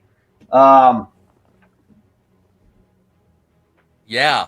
Still didn't make a difference. You bitch. You motherfucker. Big fuck you. Yeah. Okay. Yeah. No. Still results in a critical injury or a critical hit to the ship. He's been slowed down by 1 point. And that's going to be if you hit, it's 10 points of damage and 3 points of strain. 10 points of damage minus his armor. Ah, fuck. Does it go boom? Yeah. Thank God. Because he goes boom, is it a chain reaction to the other ones in a tight space? We'll see. This TIE fighter, he tries to bank, overshoots and impacts in the side of the wall, bounces off the exterior wall and impacts in the other, and just explodes. TIE fighter 1 is down. Fuck me. Yeah. Um, We like that. So there's 4 total, right? So come one, come all. This is classic Star Wars crap right here. So only 2 of them began their initial pursuit, as the other 2 remained up at a higher elevation. So it's going to take a while for them to catch up. Okay. But up next is the next PC slot. Roll. Well, got a fancy little gun there. He's gonna snatch that up. He uses a maneuver to get over to the door. Use incidental to open the door, and then Okay. Please shoot tell out me. the back. Well, please tell me that you've locked yourself into something, because we're going quite fast at the moment, so you might go sailing out the door. It's okay. Physics will He'll be keep him fine. in. He'll be fine. He'll be buff up. fine! It'll buff out. He'll be- Darb, don't fucking bump into anything. You Yeah. won't lose any crew members. Exactly. Hey, Just do look, your it just job. means the pay we'd get doesn't have to be split as many ways. Yes, but Roll is the one doing the handoff. Um, But look, Okay, pay we still the have pay. we still have IT. You use your maneuver to get to the back of the ship. You use your incidental to open the troop compartment hatch. Oh shit! Hold on. I'm holding. There is no back door to the Lambda class shuttle T4. Not, Sorry, not a back door. It's a side door. Yeah. there is no front. side doors either. It's front. It's front. It's front facing. It's only front facing. Oh, Yeah. It's only am I front thinking facing. of that has the back one then? It's this. You're thinking of the So So yeah, you're gonna have to come up with something else, because this is the ship that you guys are flying on. This only has a front-facing gangplank. There's so no rear he'll door. he'll lean off the side of the gangplank. Just blast Oh, into my engines. Cause the blaster has auto fire, so it would help with aiming. Okay. Here's the issue. Personal scale weaponry don't affect planetary vehicles or space vehicles very much, as we learned last time against the ship when you tried to use hand grenades on it. Luckily, I'm that is thinking- not my intention. I'm Okay. aiming for the To ceiling. try it. Ooh, okay.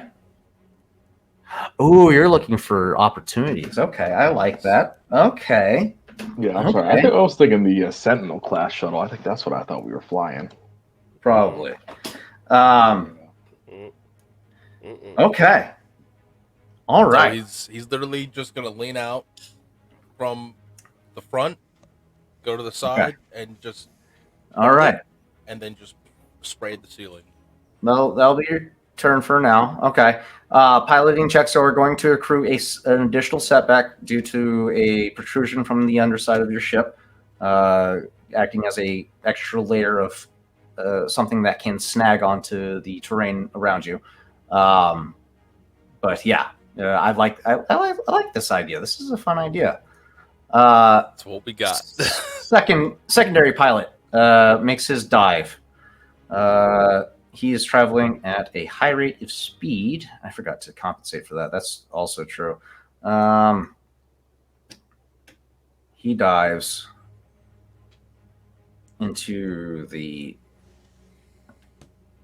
Oh, so the difficulty was wrong on the first check. Okay. So at the rate of speed that they're traveling at, it's going to be a hard difficulty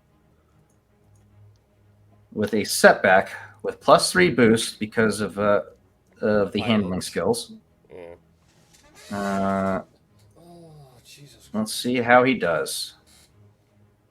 Okay. All right. Yeah. atypical situation of two Imperial TIE fighters following in pursuit. One of them makes a stupid mistake and clashes into the side of the tunnel as the other one pushes past him in pursuit. And you watch as the second or the first TIE fighter explodes off in the distance behind him. So he succeeds in getting past the explosion. He gets past, and as he accelerates towards you, he's accelerating at a high rate of speed, faster than the speed that you can travel at. So he is gaining on you. With that being said, he's at close range. He's going to take a shot at you with his. So, me spraying out the front, nothing is happening to the ceiling. Use your maneuver to move to the gangplank. Incidental to open it, and then action to fire. Let's get. It takes a maneuver to interact with the environment. It's not incidental. Okay. So you would have to use your action to perform a second maneuver. Cruise train. Okay. Let me see if there's anything I can do with incidental. Real quick. I think I can. What else is there? There's incidentals. Where's my incidental list?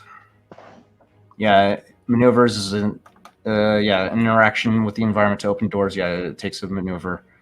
Actions. Okay, then in that case, incidental would be like speaking to the crew or something like that. Dropping gear. as he is standing by the gangplank, ready to open the door, he's going to tap into the Force, and essentially what he's trying to do is manipulate the Force in a way that makes the ship harder to hit. And this is just me trying to flavor for the control action of Sense. Ongoing effect: commit Destiny die once per round. When an attack targets the Force user, he upgrades the difficulty of pull once. As he is on the ship, you're technically targeting him.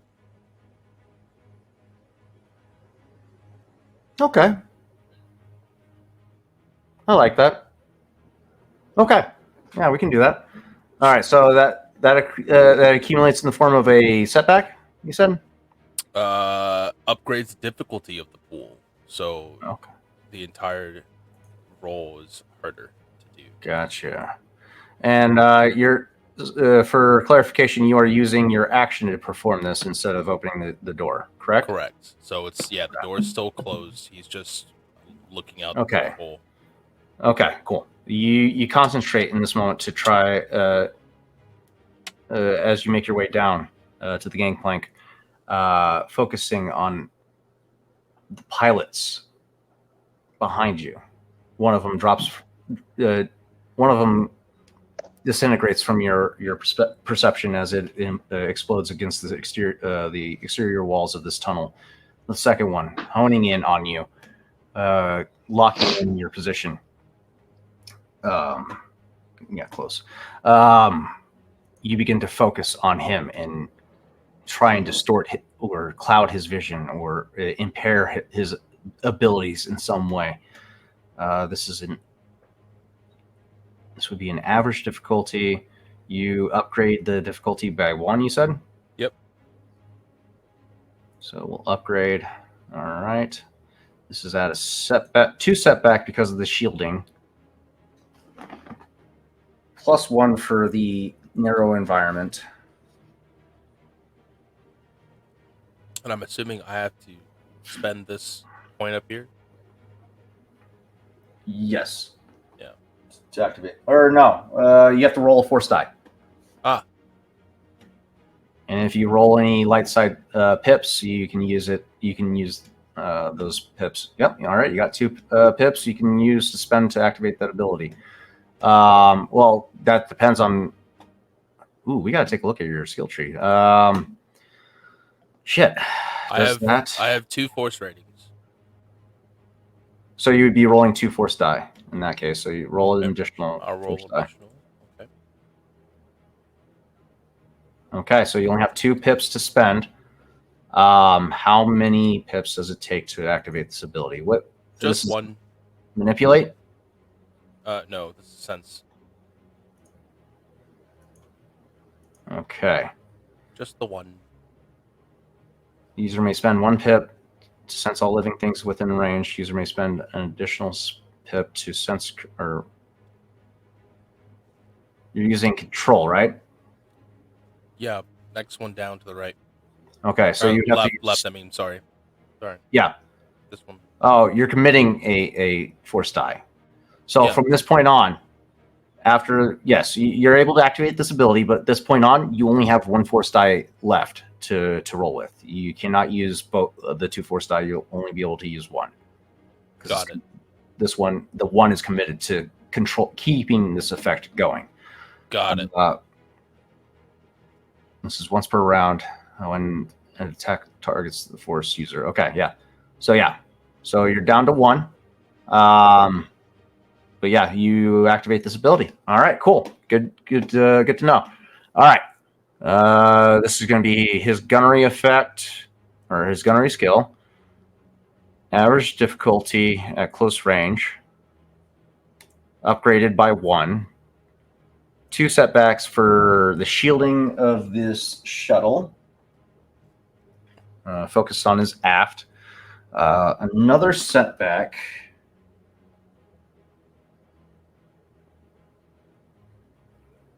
Piloting checks with 2 setbacks. Navigating the tunnel requires multiple piloting checks with 2 setbacks. Oh, so that's 2. Now that we're in it, it's 2 additional setbacks. Fuck. So it's 4 total. 4 total setback dies on this check. It's a hard check. It's still an average, but with an upgrade to a challenge. That's what the upgrade Gotcha. means. Gotcha. Okay. Oh, that's not good. This No, poor guy. It's good. Yeah, it's good. Good for us. Bad for him. No, that's what I'm saying. Poor guy. That's a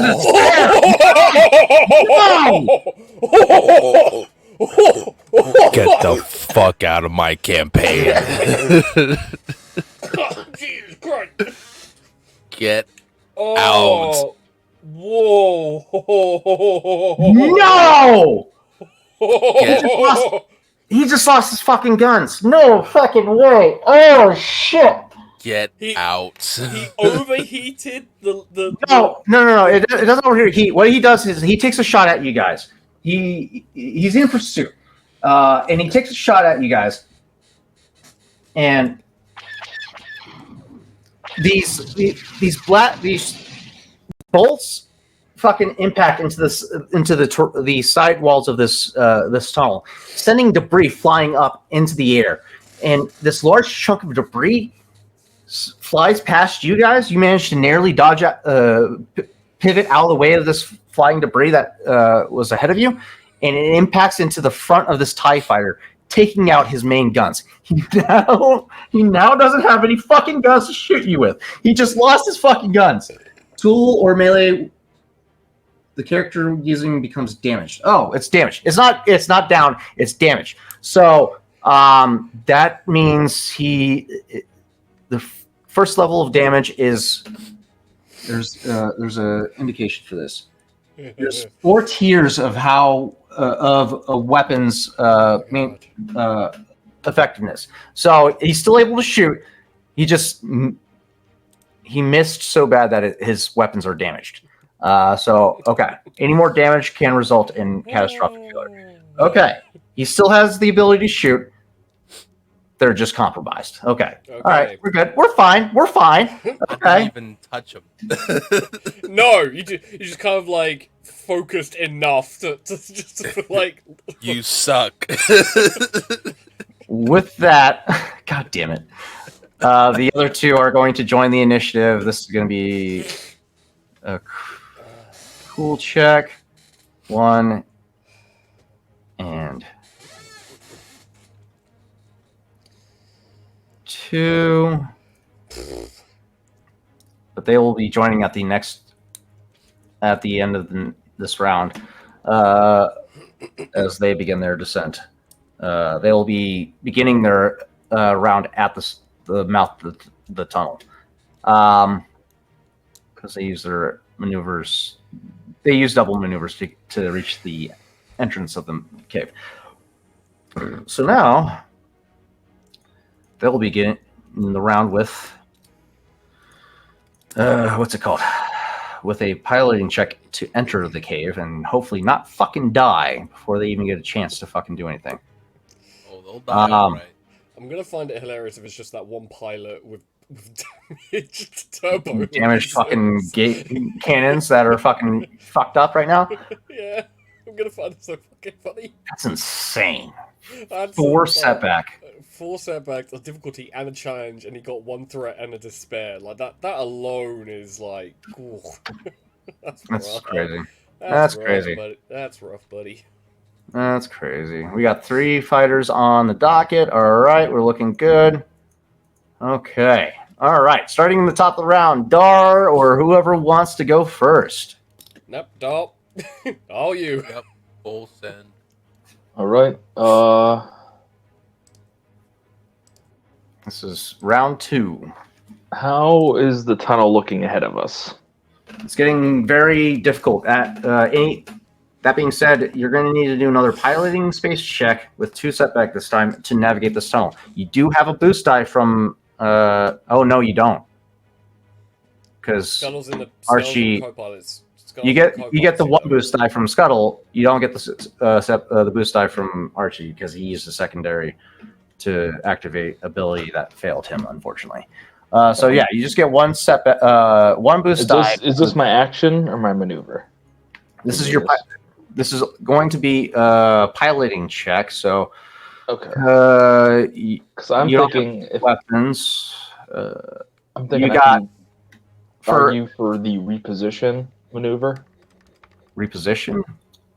The pilot may maneuver the vehicle 1 range band. This maneuver reflects minor repositioning to avoid obstacles, close or widen the distance in the chase. Otherwise, shift within the environment in small ways. Where are you seeing that? In the SRD. Oh, they got something that I don't have. What? Yeah. You want me to shoot it to you? I'll pull it up. Give me 1 second. Vehicle actions list.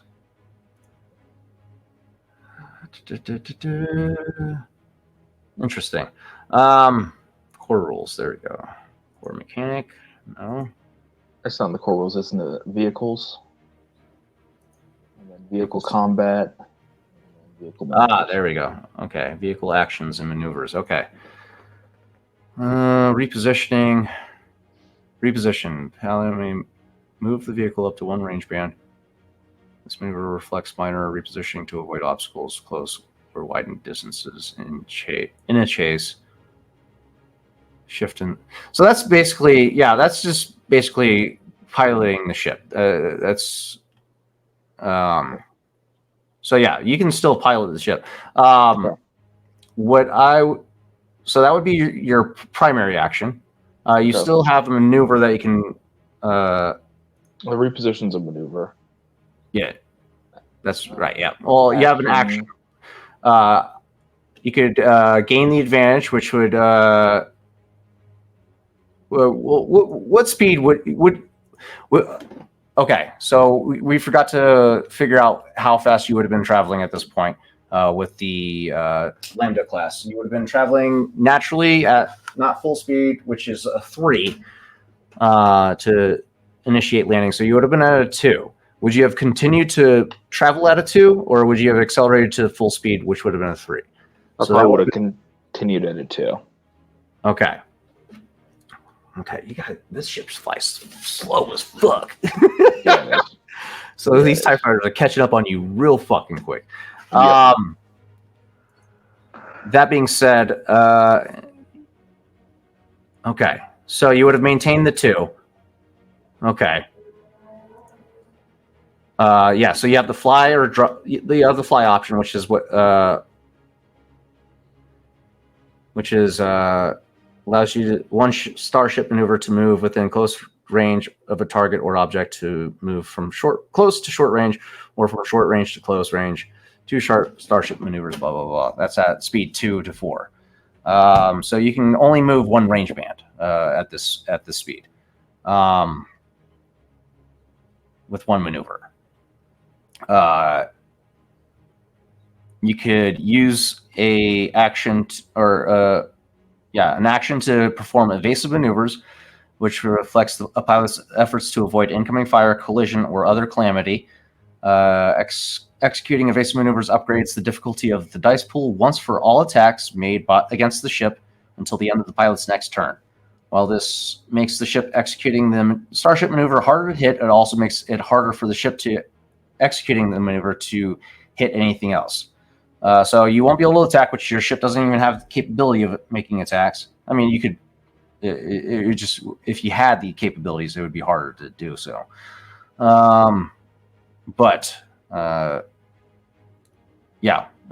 If you use evasive maneuvers, it'll upgrade the difficulty of any attacks against you. You also have stay on target, damage control. Should you take any damage, you could use that to reduce any hull damage. Gain the advantage is another action you could take.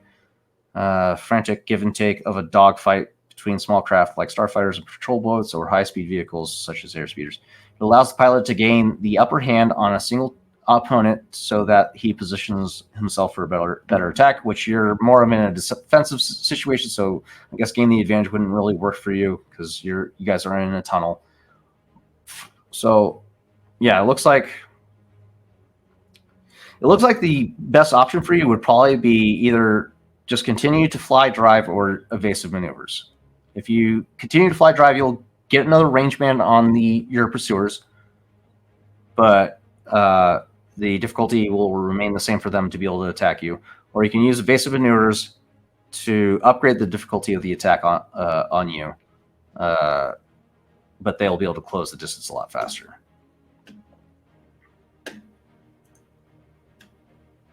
So those are your 2 options in this situation right now.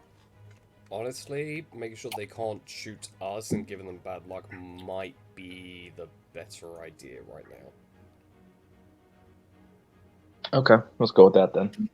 I Oh, agree. We're doing evasive maneuvers? Yep. Because Okay. there's All more right. chances for them just to smash into something and it'd be quite funny. I mean, Okay. that's the Tapping into your crack piloting skills, you begin to bank and weave and pitch frantically, avoiding obstacles ahead of you while simultaneously avoiding blaster fire from behind. This will upgrade all difficulties on attacks against you from behind. Up next, any of the other 2 player characters, what would you like to do, and who would like to go? Roll, you go first. Right You there got- by the door with the giant gun. He's Yeah, gonna you slap that freaking. That's the maneuver to interact with the environment. So Yep. okay, you still have an action after the gangplank descends and opens up. You watch as your immediate environment passes by you at incredible speeds, not like breakneck speeds that you're used to from the Northwind, but it's still fairly impressive, Still, especially with how Dar is handling this slow ass piece of shit. But yeah, the gangplank descends, and yeah, what are you looking for? Give me a perception check. sure. It's gonna be I a can- hard difficulty because you are traveling at a high rate of speed. Things are just whipping by. Yeah, Okay. Sure. luckily your 3 threats to beat.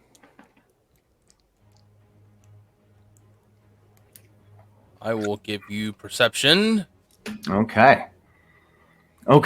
You in this vertical dive, the tunnel begins to break away and go break into a horizontal direction. And as Dar makes a quick adjustment and begins to change its course and following this terrain, you begin to look for signs of exploitations that you can utilize.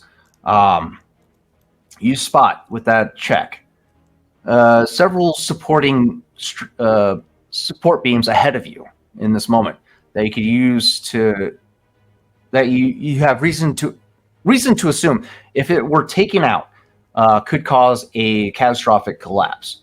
As What would you the like to do? blaster itself is actually long range, I'm going to wait until the TIE fighter has also entered this section of the tunnel and shoot behind him at those support beams to collapse the wall behind him. So the other two cannot pursue, hopefully. Okay. So you still want at least one pursuer to remain. Yeah, that's fine. Okay. But we're closing off the rest of the tunnel, so the other two can't follow. Okay. And then we'll Okay. deal with this guy whenever we get the chance. Okay. Okay. Let's say let's have okay. So okay. All right, got it. Cool. Okay.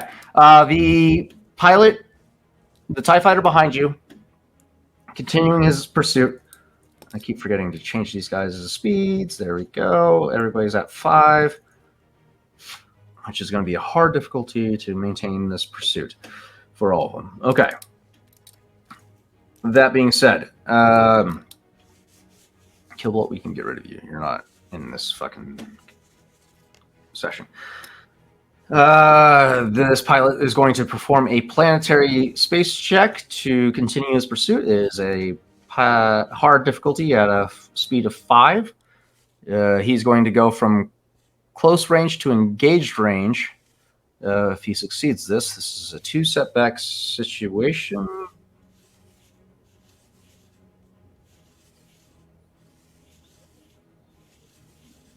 Ooh.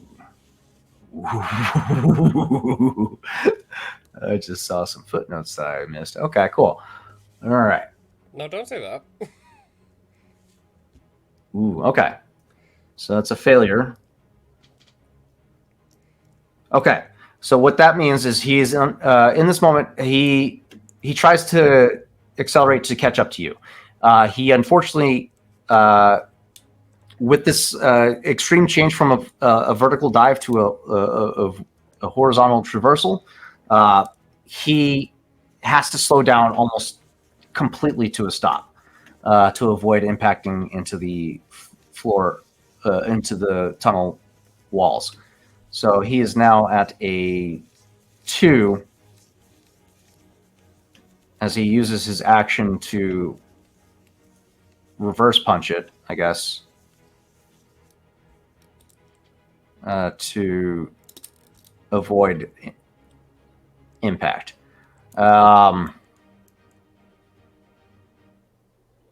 Wait, sorry, fly drive. The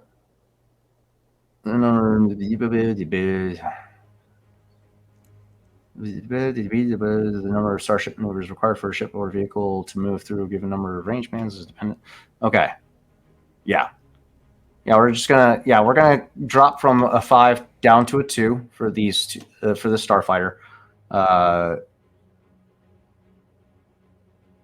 That'll accumulate in the form of a point of strain to do so. Or what? How many points of strain does it take? When executing this starship maneuver, the ship or vehicle suffers 1 point of strain, system strain for every point of speed. Oh, for every point of speed. So from 5 to 2 is a 3-point drop. So yeah, 3 points of strain. Okay. How much strain does a TIE fighter have? 8 system strain. What happens when the strain goes to 0? You mean till it exceeds its strain? Yeah. System strains can cause the ship to for its engines to overheat, or this systems failure, which will require them to make a mechanical check to try and continue pursuit or reduce the strain. So it's the hull. System strain can cause result in the ship to be destroyed, but is less likely in comparison to hull trauma, because they can still recover from that. That being said, that was their action. They have a maneuver that they can perform: assist, guarded stance, interact with the environment, manage gear, mount or dismount, move. They're going to move. Yeah, they're going to keep moving to continue pursuit. They're just at a slower rate than you guys, but is still within the same range, same speed range as you guys. So they're not gaining on you. They're maintaining distance. So they're still at close range with you guys. That being said, that'll end their turn, as they were unable to utilize their action to take shots at you. Final player character's turn. I'm not entirely sure what I can do. You Well, now that can we continue got- to use your astrogation skills to plot a course, to scan ahead, essentially, and give Dar a boost to his checks. Oh, by the way, any wounds that you guys had or strain, you guys would have recovered by now, because it's been 3 days since. 3 days. Yeah, I'll do a planetary check or a computer's check to, or an astrogation check to scan ahead to give Dar the best possible. Okay, chance of this will be planetary- This will be a navigation, so astrogation, I Ah, believe. shit. Is it Is there a navigation skill? No. No. Nope. There's astrogation, So, yeah. computers, and planetary. I'll leave it up to you. Either, no, yeah, astrogation. That's fine. Yeah, 3 successes, so I did all right. We'll take it. Average difficulty. Yeah. you succeed. Yeah. And like You I read that, succeed. so I immediately read that as three failures. I was like, You I did- read that, so that's like, you did I did a good. double take. You did good. Okay. I still Dar. I have an action. Still. Anyway, continue. Vehicle, that would have been an action to perform Okay. the computer's check. Dar, you from this point on, you have a boost die from Scuttle, and now a boost die from Archie on your next vehicle action. Yeah. Um, Maneuver wise, what are the options?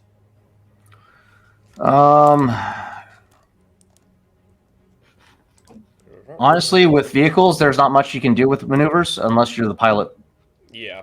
yourself. Um, You're more so limited to just actions unless you leave Yeah. your station.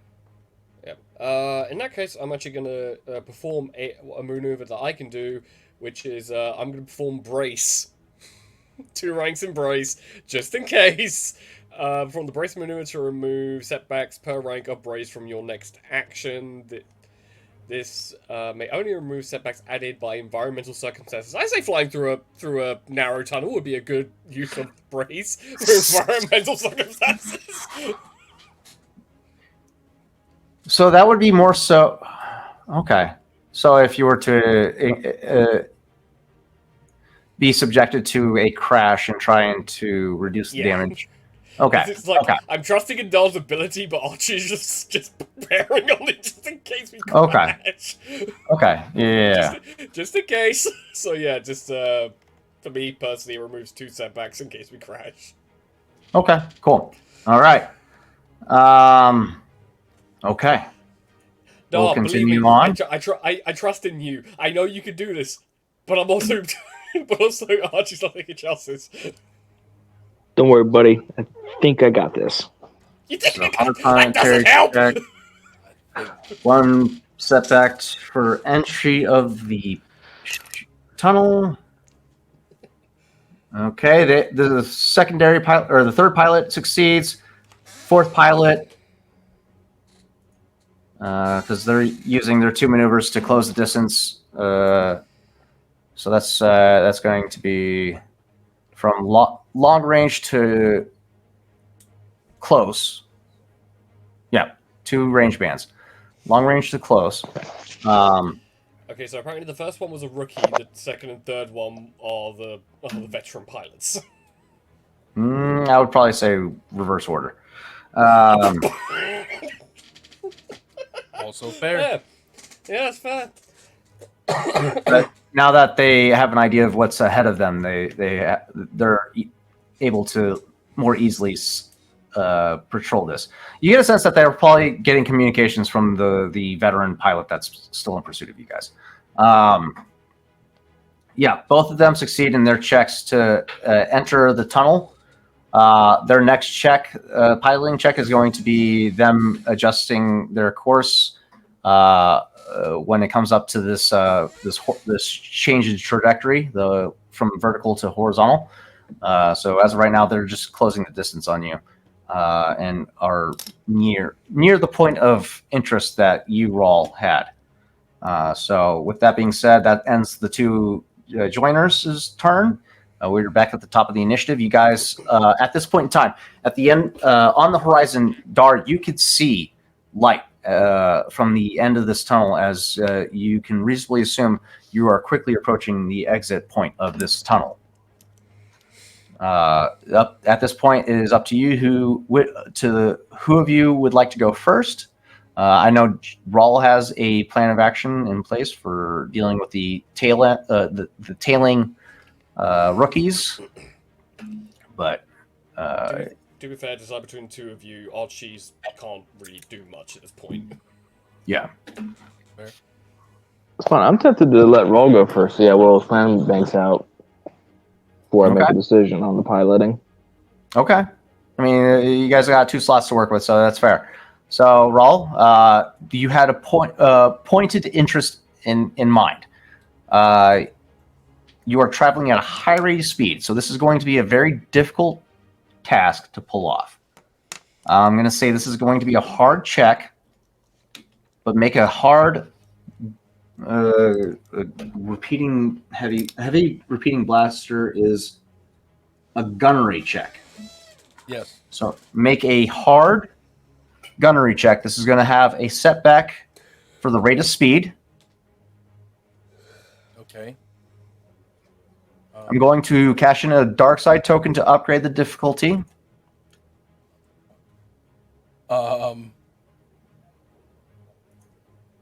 And I think that's it. That'll do.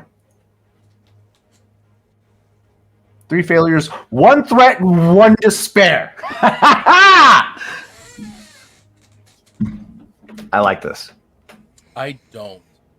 I don't either. I like this. Oh, okay. All right. The dice are merciless today. What do you got, my friend? You can still pull this off if you roll high enough. Yeah. Well, But that despair does not get reduced. Everything else does. I'm looking through to see if I have anything.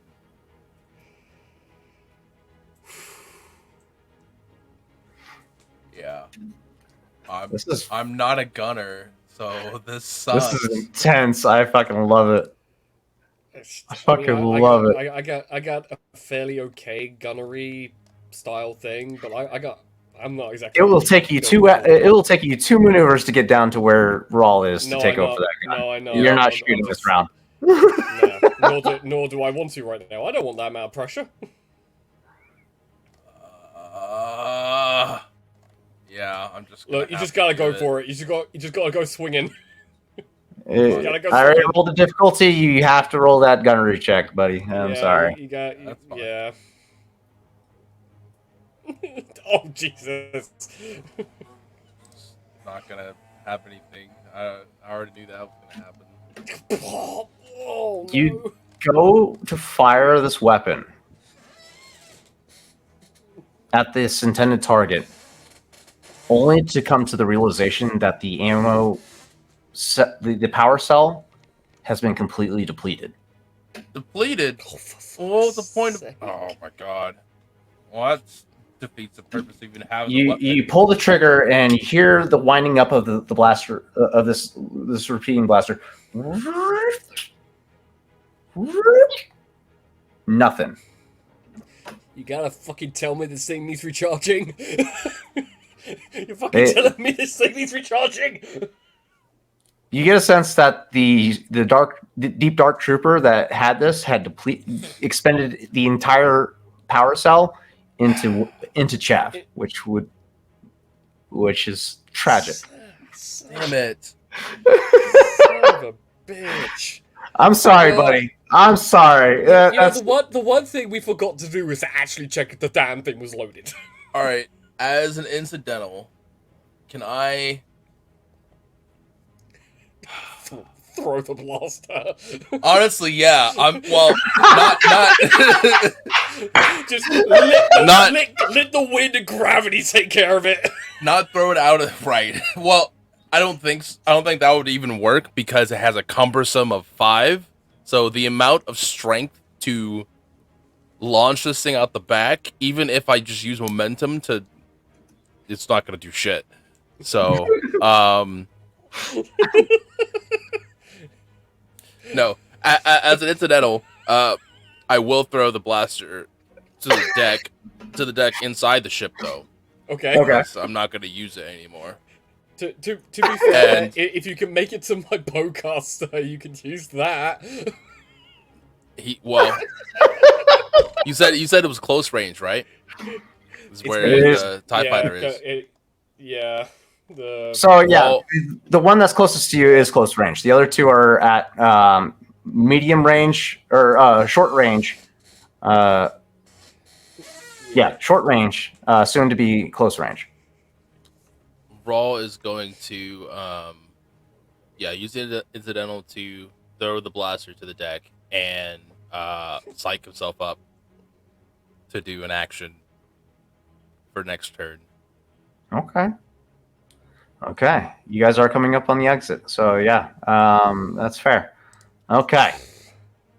Copper Hellion, yes. Rawl meet Dars. Dars, comma meet Rawl. Pretty That being much. Dude, I'm sorry. That's crazy. That is That's so fucking such nuts. a rough roll. You know how often I've been able to get a despair out of these these difficulty checks? This is the first time I've actually gotten to use it against you guys. Dude, Yeah. this is the first time you got That's 2. true. This is 2. Well, Two- one two was squares, against, yeah. one was for. So yeah. Yeah. Now, one was against my own self. One was against my own self. That was dumb. I hated that. That being said, that will be the end of Rawl's turn. Dar, or whoever would like to go next. It's now your turn. Keep in mind the effect for this control is ongoing. Yes. So if he attempts to use his damage weapons to fire, shit will happen. Yeah, buddy. Still a very hard difficulty to pull off. Yeah. Okay. I think I'm still going to perform evasive maneuvers until I'm out of the tunnel. And this time I get 2 boost because Archie and Yep. Scuttle. Yep. I would like to point out that if you continue to do so, you're going to be stuck in this tunnel for another round. You could use your fly drive maneuver to proceed another range band and get yourself out, or use evasive maneuver, which is you banking, yawing, and pitching. So yeah, it'll make you harder to hit, but you'll still stay essentially in the same range band as these TIE fighters. Small So- question. That's your options. Yeah. What's up? Amongst the gear that we brought, there was ship parts and stuff, including a ship fuel cell. Didn't you use that back on Chulgana to Oh. power up the droid? No, it's whatever we had on the Nothawin. Oh, you took some power cells from the Nothawin, or Yes. yeah, some consumables. Yeah. Mhm. What about it? That being said, I would like those are combustible. Depending, yeah. Some of them are oxygen cells to keep you to provide breathable atmosphere for the ship. Some of them are power cells for the I ship. mean, oxygen is a flammable container so long as you put an open flame to it with nitrogen. Granted, they are expensive to replace. You do know that, as you guys have been subjected to refueling and resupply. Well, we Uh, have a fuel cell, and I have a Thermal detonator. no. I have an ion blaster. well, we'll come to that next turn. As of right now, let's focus on Dar's turn, Very well. or whoever is either Archie or Dar.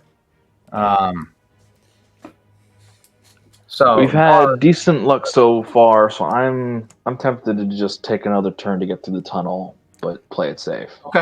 okay, that's fair. Yeah, genuinely, I think that's probably the better move right now. That's fair. Just keeping it hard to hit. Yeah. So yeah, this will prolong your position in the tunnels for the time being, but it will continue to upgrade the difficulty on combat checks. All right. That's a maneuver, or that's an action. Maneuvers. There is no maneuvers for piloting a vehicle. I mean, evading is a maneuver. Actions are like dangerous driving, gain the advantage.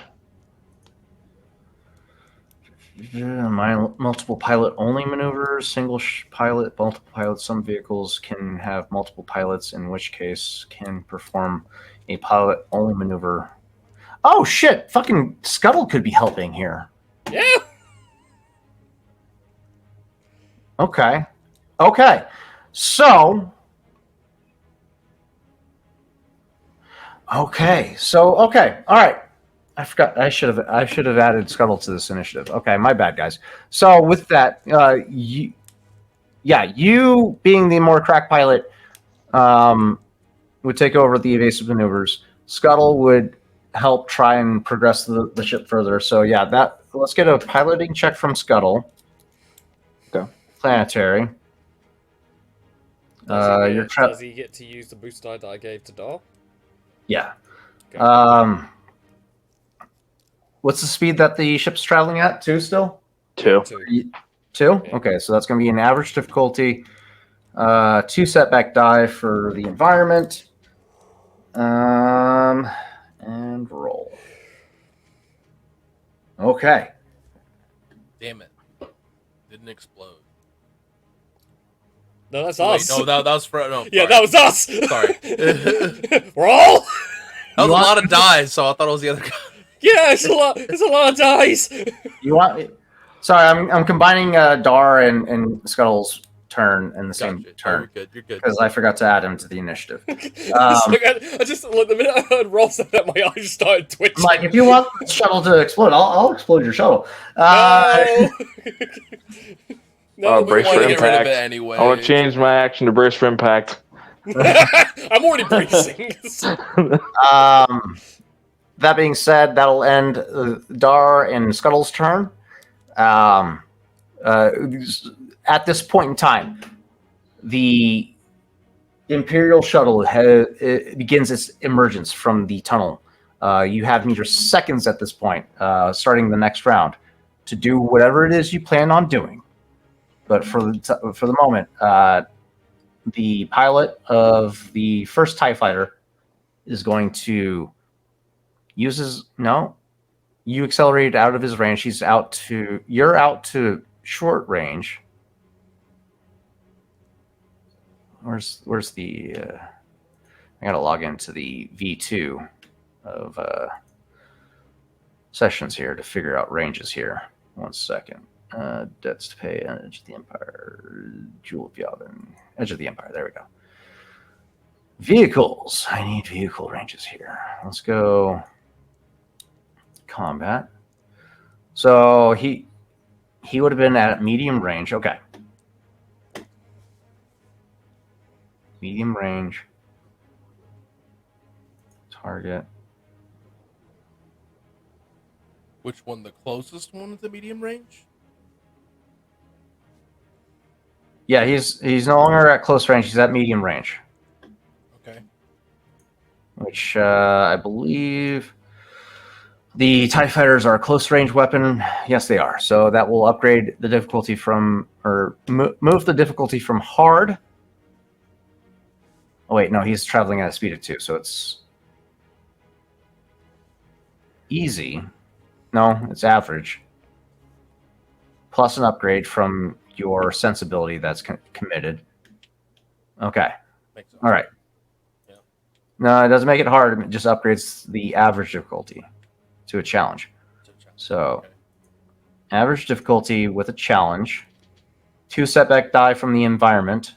2 setback die from the shielding. Yep. God, shields are fucking OP, man. Despair. All right. Despair. Let's see.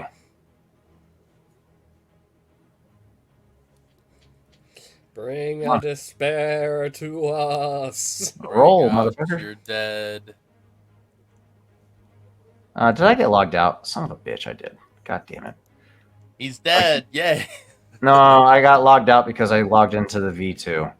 Apparently, you can't Uh, log in at And some strange reason, this TIE fighter immediately nosedives into the ground. average difficulty upgrade 2, and roll. There you go. Fuck me. A lot of failures, but no despair. Damn it. No. Dang it! Yeah, he continues to take shots at you from the range that he's at. Oh, that was the wrong difficulty too. Reroll. There we go. Still no. Still no purchase or new information. Yeah, he just keeps taking shots at you from his range and is biffing it wildly.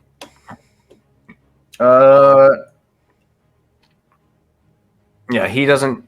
He took the shot instead of trying to close the distance because you're about to make a break for it at this point. So was his last attempt to try and take you guys down. That being said, third and final PC slot. Archie, what would you like to do? Oh, I forgot to give. Did you roll 2 boost dice for your check, Dar? Mm-mm. I don't think so. I can real quick. Oh, we didn't even do your piloting check. Fuck. We just did scuttles. Whoop. Okay, hang on. So yeah, let's do Right. your piloting check to catch up because that would. There we go. Oh, fuck off. You're welcome. Hell yeah! I think it was the boost dice that gave it to me, though. Bag Yeah. that triumph. Okay. Yeah. Yeah.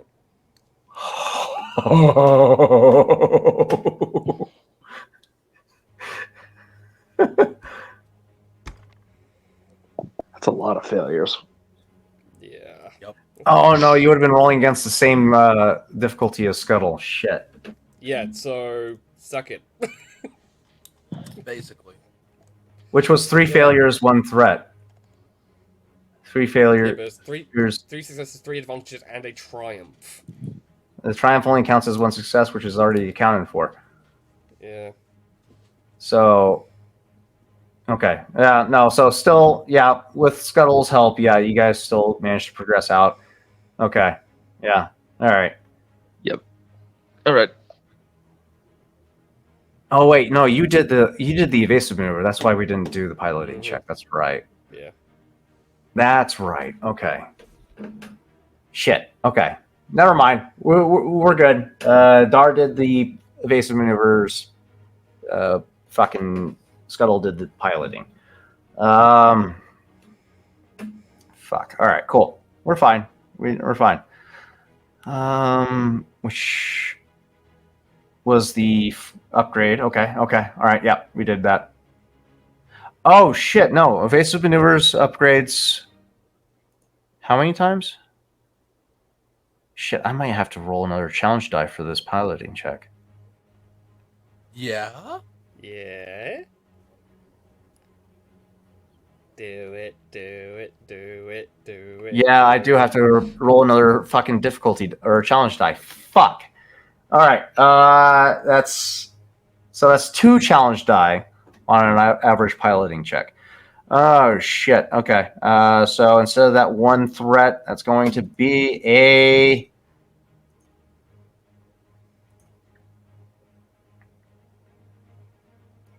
one failure, 1 threat. Okay.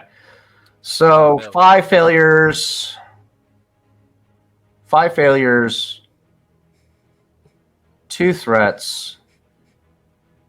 Okay. So yeah, still the same result, but yeah, he misses entirely. That being said, okay. Wow, that threw me for a fucking loop. Archie, what are you doing? What's the plan? I love space combat now. This is fun.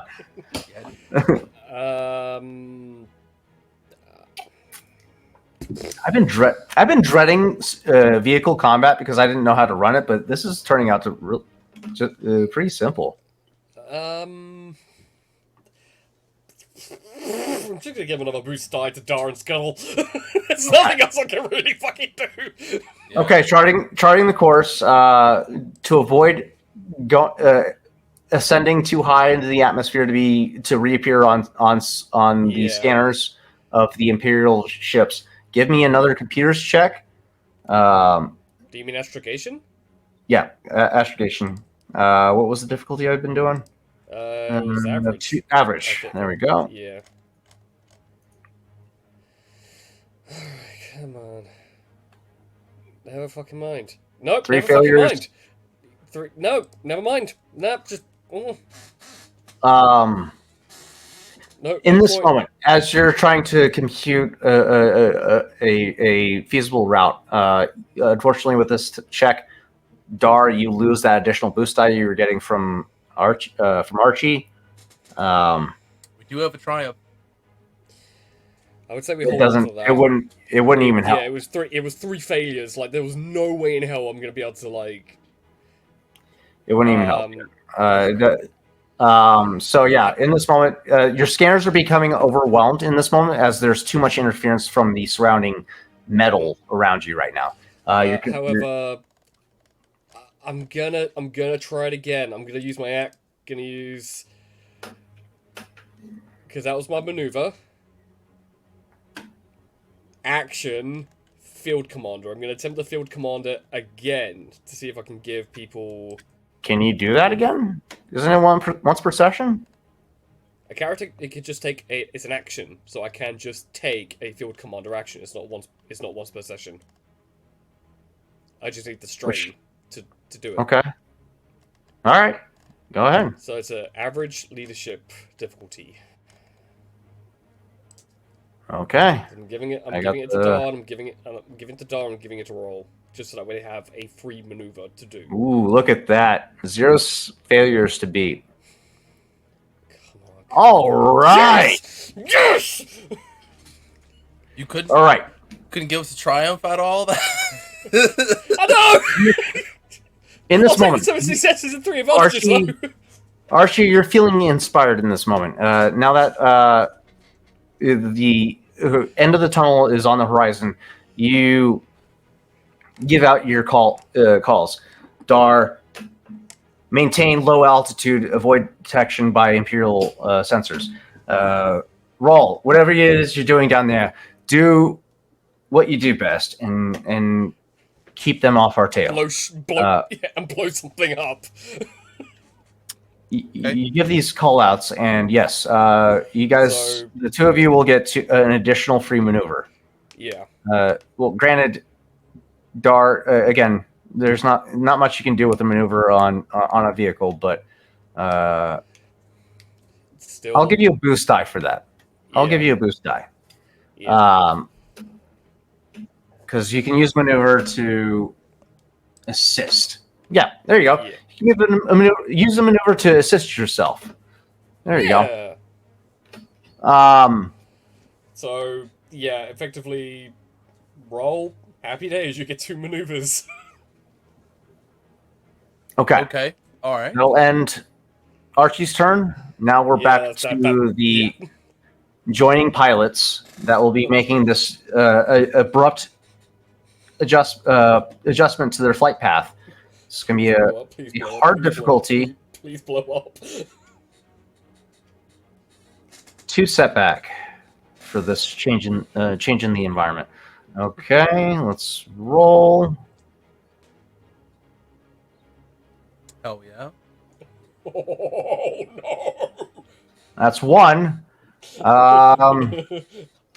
Weapons- Oh, 10 points of damage. Yeah, this third one impacts into the base of the fucking tunnel.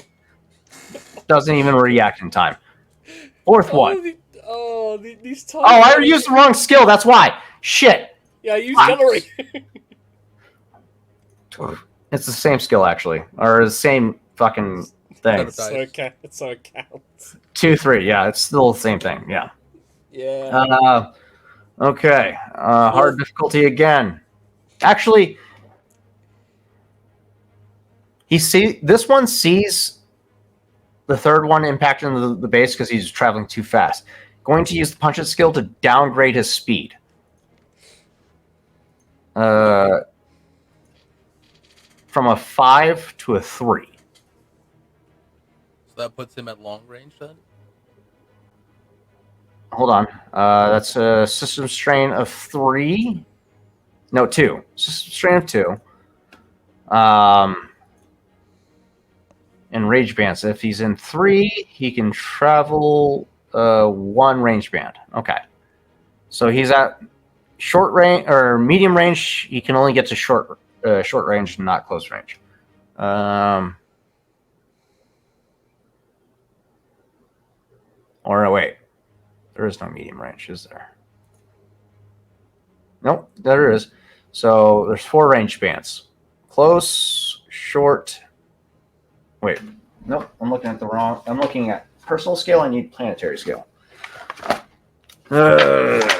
Vehicles. Vehicle range bands. This is what they were talking about with concerns about. This is what they asked for. Hyperdrive generator, concussive missiles. That's not what I'm looking for. I need to know range bands for space combat.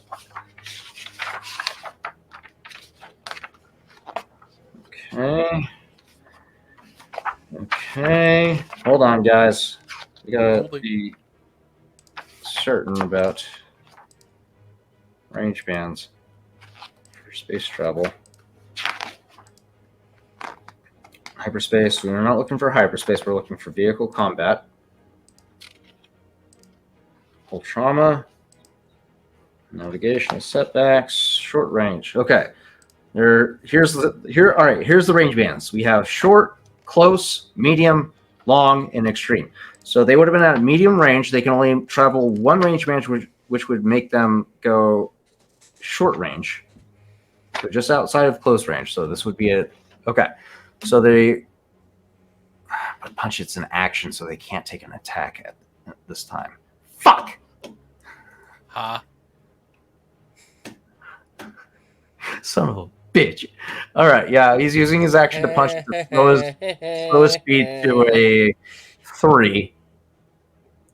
Motherfucker, I've been forgetting the +3 to their piloting checks. Yeah, Hellion, I think someone does need to check on the background checks of TIE Fighter pilot Yeah, no. Fuck. All right, hold on. Sorry, I have to retroactively roll some boost die for my last pilot to see if he actually fucking dies. Yeah, he does. Yeah, You- so that's... You fucking bitch. Can you fucking roll better? All Nope. right. I don't think complaining and screaming at your dice is going to work. I feel like they're just going to be even more of a shitter and do even worse. All right. Oh, okay. So this guy's gonna, yeah, he's gonna fucking punch it to slow down to a speed of 2, which is gonna make his piloting check average difficulty, but he still has the 3 boost die from his from the TIE Fighter. Average difficulty, 2 setback. God damn it! Fuck. All right, he succeeds. Fuck. You sound so satisfied that he did. All right, I still have one more in the ring. We still got the one that's like at our back and heel, but that one's got damaged turbo lasers. So you guys watch as these 2 rookies fucking dive. The rookie on the left, for some fucking reason, doesn't pull up at all. Don't know why. This bitch just fucking nosedives into the terrain below. The second rookie, kind of trailing him, sees this and realizes maybe it's the speed that I'm traveling at that facilitated this swan dive into death, and decides to pitch at the last second, throttle back at the last second, and pitches up. Manages to survive and skirt the explosion that occurs thereafter, and begins to try and catch up with the fireball behind him. Motherfucker! Me, Dar, and Scarlet see that, but I'm pretty sure Roll sees like this. It's like slight orange glow in the distance. Just gives a little salute. Damn, I'm going to dumbass. I'm going to roll a fucking a luck check to see if if 2 fucking explosions happening at this juncture causes anything. It doesn't cause us the avalanche. We're fine. We're fine. For now. Oh. We're fine. Motherfucker. This is bullshit. The pendulum is swinging.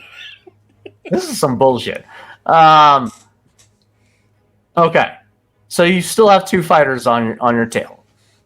This will end. That will end his the 4th pilot's turn as he falls down, maintaining his medium range from you.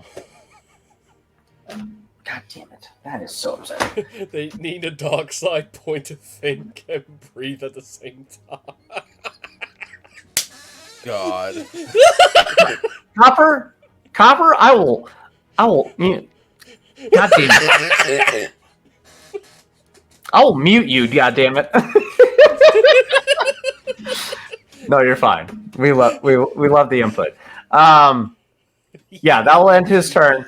Starting off at the top of the round, who would like to go first? The Lambda class transport is emerging from the tunnel, the mouth of this tunnel. They're no longer subjected to 2 points of setback. You have your heading, but you also need to make sure you avoid sensor scans above. So, I because will go first.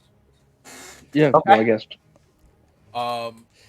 You said we're emerging from this tunnel. Yes. As we're emerging, we have 2 maneuvers. Raw's gonna spend a maneuver, summon his vibro axe, and as we are flying by, what's your summon? give me your plan of action. What are you trying to do? My plan of action, So I can is advise you. the supports that he had seen before. I'm assuming they're Those are spanning- way behind you right now, at this point. so they're not. Okay, can I make a perception check to see if there are more? Yeah. Let's do another perception check. Again, this is a hard difficulty with a setback because of the rate of speed that you're traveling at. Okay. 2 failures, 2 threats to beat. Fuck me. I Well, only have 2. Yeah, I only have 2 in there. Damn Okay. it. You don't see anything explicit that could aid in your in the break of pursuit, but from your basic understanding of how some of these junkyards are structured, a slight disruption in the integrity of an opening could possibly facilitate a collapse. Can I Possibly. use an incidental to say something to Dar to maneuver close to the wall?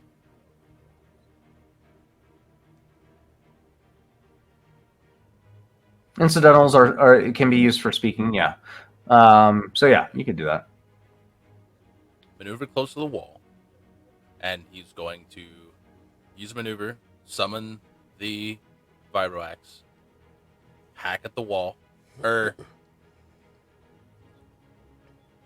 depending on how close they can get, he'll either hack at it or throw it.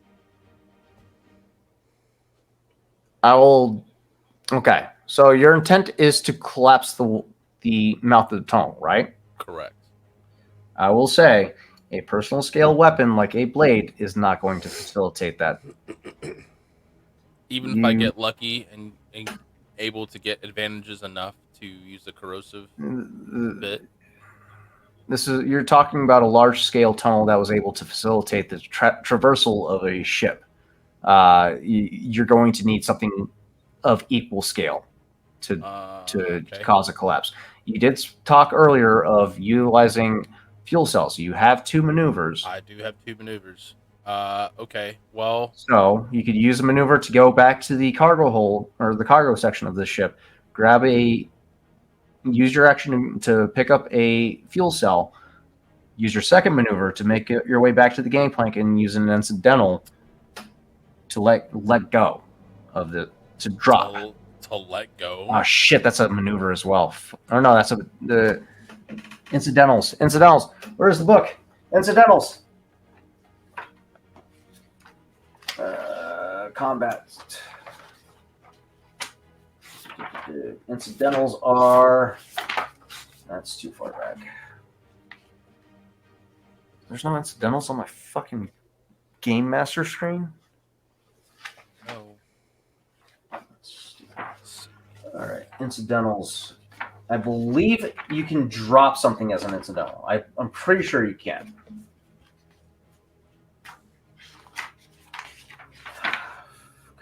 How's your system strain looking, Dar? He hasn't taken any strain as of yet because he hasn't. Yeah, I should be full. It's full up. Okay, here we go. Actions.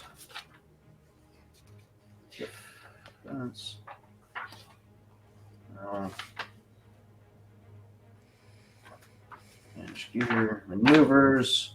Types of maneuvers. Incidentals. Speaking to another character, dropping an item held in one's hands. Yes, you can use your incidental to drop the fuel cell. If you use the 2 maneuvers that you were afforded by Archie, you can make your way back towards the cargo section of the ship. Use your action to grab the fuel cell. Use your second maneuver to make your way back down the gangplank, and use your incidental to drop the fuel cell. Okay. But somebody else is going to have to take that opportunity to try and... Ah, shit. You know what?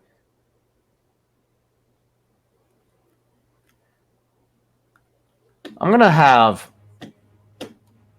Harsal roll a perception check. Or a cool check to see if you can tell what your plan is. If you do you plan on doing this? Is this your course of action? Yes. I should ask. Okay. Because, if he's going back to get the power cell, he'll probably walk by Harsal. Yeah, this is going to be direct line of sight of Harsal, but my line of thinking is whether or not Harsal is going to be able to see the intent. So, this is going to be an average difficulty. Yeah. I would say yes, he can. You make your way back up into the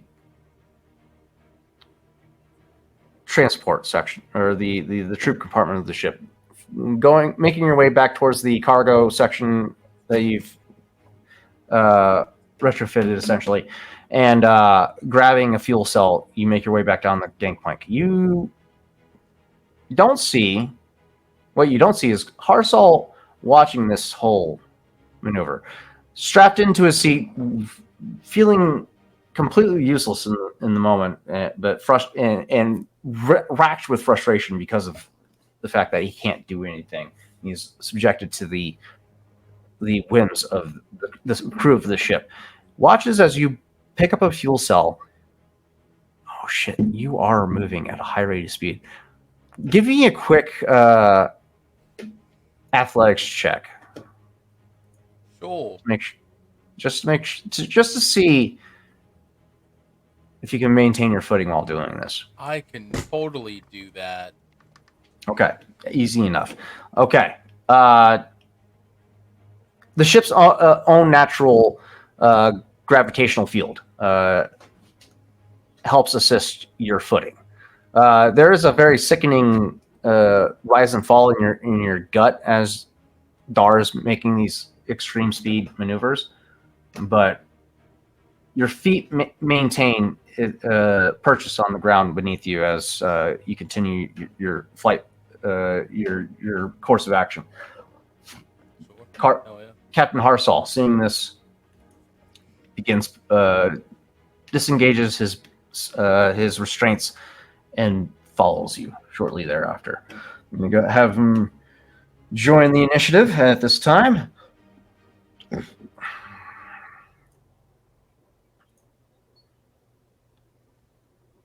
Okay. All right.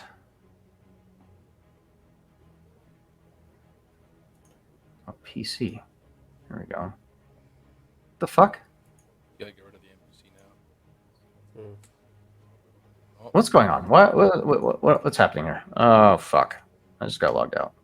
Hang on. Let me see if I can help mitigate here. All right. Go back to the initiative. Okay. So there's only. Oh, I've been inserting. That's why. Fuck, I'm dumb. Convert to PC. Oh. Move. You don't want to convert now. You got rid of one of your PCs. Or your NPC. Now you just need to add an NPC back. Insert PC. NPC. Convert.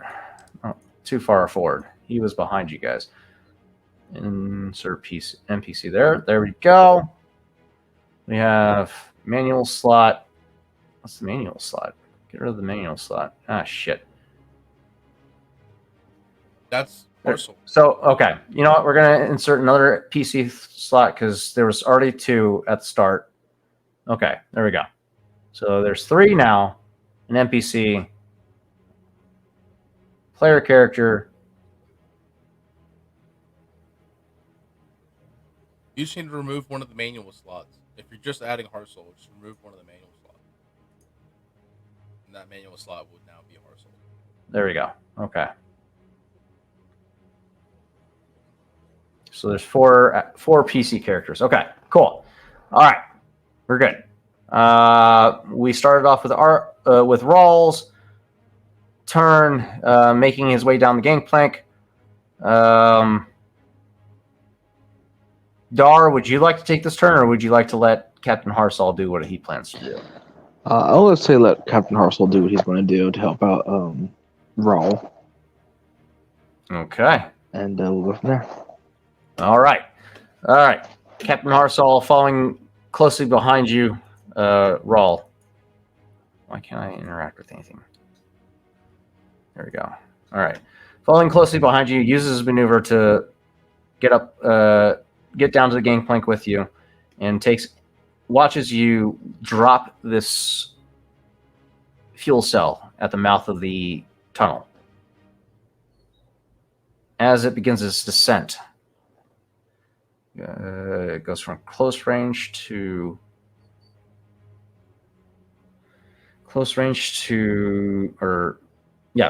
short range, or what's the range bands here? Yep. Attack difficulties engaged to short. So short range to medium. It would be medium range, okay, which is within his difficulty range band. Which would be average difficulty for A medium range blaster?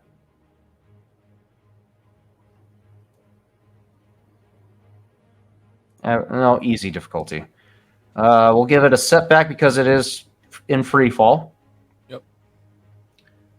And then Captain Rel Harsal takes a shot. As that is a success, passively you will be adding powerful blast to that, so it increases damage by 1. Whatever Okay. you catalog.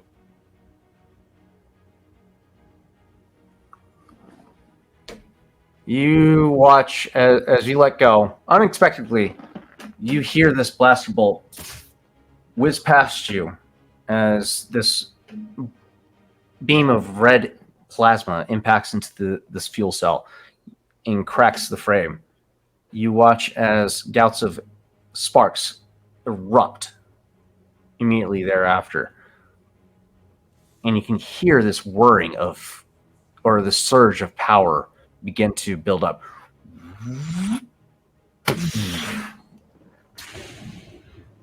And the fuel cell erupts at the mouth of this cave. What do I want to do? What do I want to luck?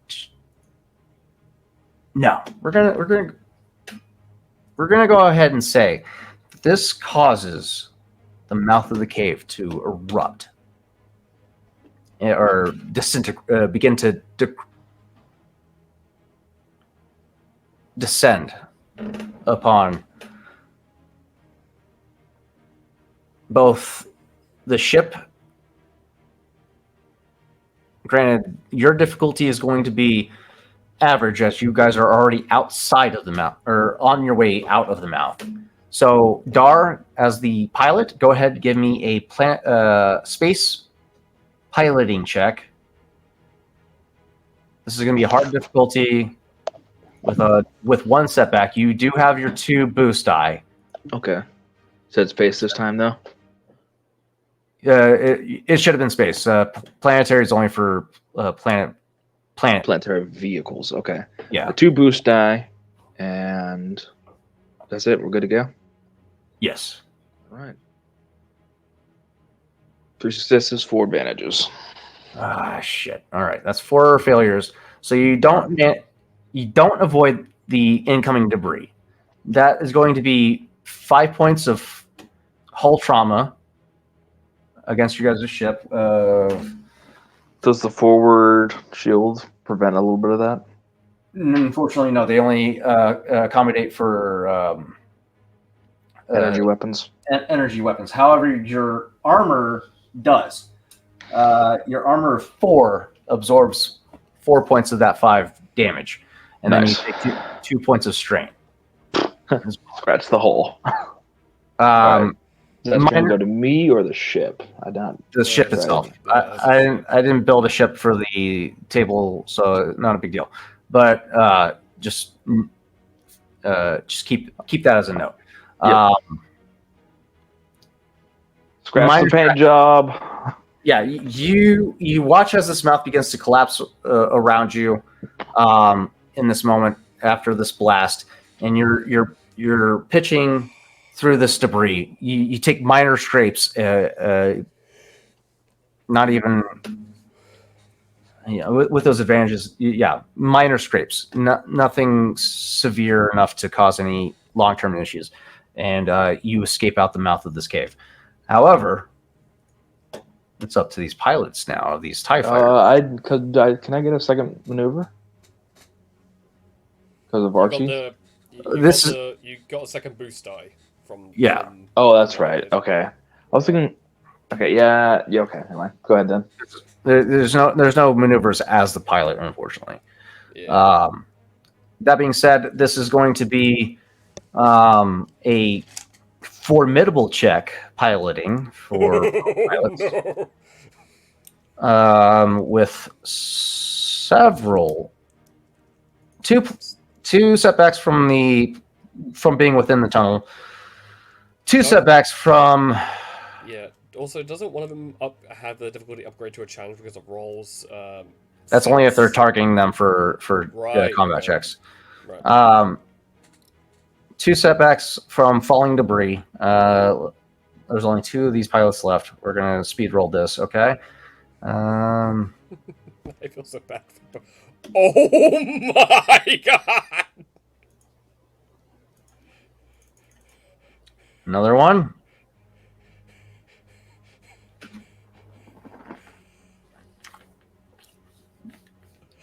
As You are the weakest link. Goodbye.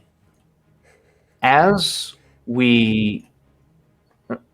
the crew emerges from this tunnel, Harsal and Rawl thinking, working in unison, coming to the same conclusion that we need to put a stop in these our pursuers' tracks here and fucking now. Rawl brings this fuel cell out to the gangplank and lobs it out, not realizing that Harsal was beside him. This blaster bolt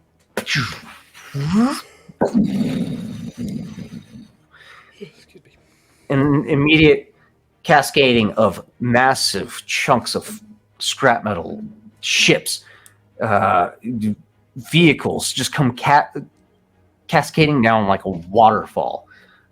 Some of them slamming into the wings of the Lambda class transport, causing it to unexpectedly yaw out as it tries to maintain its flight path. But what's worse is what cascades down behind them, creating an entire curtain of just sheer metal. And both pilots try to push through to maintain pursuit, and both of them get crushed by a derelict Republic Corvette that just descends down upon them. And as the ship emerges from this tunnel, our crew emerges just mere meters away from their destination. Immediately as he sees the ships explode, he turns to Harsal, gives him like a side eye. It's like, all right, well, that's a nice shot. Good job, I suppose. See, you can be helpful when you really try. Yeah, shut the fuck up. And he walks back up the gangplank and goes back inside. Rawl just shakes his head as he watches his form disappear inside, and he begins moving inside, closing the gangplank behind him, and immediately tries to hail Rom again. Because he's so over this. Me too, buddy. Me too. Arsenal's such a charmer. Yeah, he's great. He's absolutely wonderful. You know, he's got a great something. You guys emerge from this tunnel with the pursuers gone. You are now in the clear. Dar, you make a quick pitch to avoid ascending too high into the atmosphere. Let me get rid of that little tab there. 1 second. Fuck off. Go back to that. There we go. And you begin your approach to the vector of where the code cylinder or where Scuttle begins to take over at this point and leads you guys to this sector of land. Nothing immediately stands out to you, but as you are closer to this area, now that you have a more closer perspective, you begin to realize that massive YT freighter that's submerged in the lake partially kind of is retrofitted to act as some type of landing bay. But as you come to the realization of this, you also see, as you look further in, several portions of this debris are concaved, as if those are some type of landing bay as well, but provide overhead coverage to hide you. And as you look down, you spot a Rhodian. Rawl, you're still not getting any answer from your comm link, but you do spot a Rhodian with cybernetic eyes. Probably at this distance, you probably wouldn't spot that, but for a narrative standpoint, yes, this Rhodian has cybernetic eyes, waving you down. Do I recognize anything about what he's wearing that suggests that he's part of the IR clan? No. He is not wearing similar clothing to what the Yayar clan would be wearing. This one seems to be more of a comfort attire. Leather jacket, a basic t-shirt, comfortable pants, and some work boots. Friend of yours, Roll. Not one of mine. However, he's different than what we've seen before. Hoping that some connection to Rom, and as I can't get in contact with him, this is our best bet. Let's bring it in close and see what we can do. All right, As you- set her down then. As you guys are brought in, you watch as he raises two glow rods to indicate that he will be directing you to land. He points with the two rods towards this sector on where, as you look over to where he's indicating, it's appears to be some type of landing bay that's built underneath this YT freighter. Alright In- then. All right. You begin your approach. Well, the crew of Lambda class shuttle, thank you for flying Dar Enterprises, a subsidiary of Geyser Gandy Safari Group.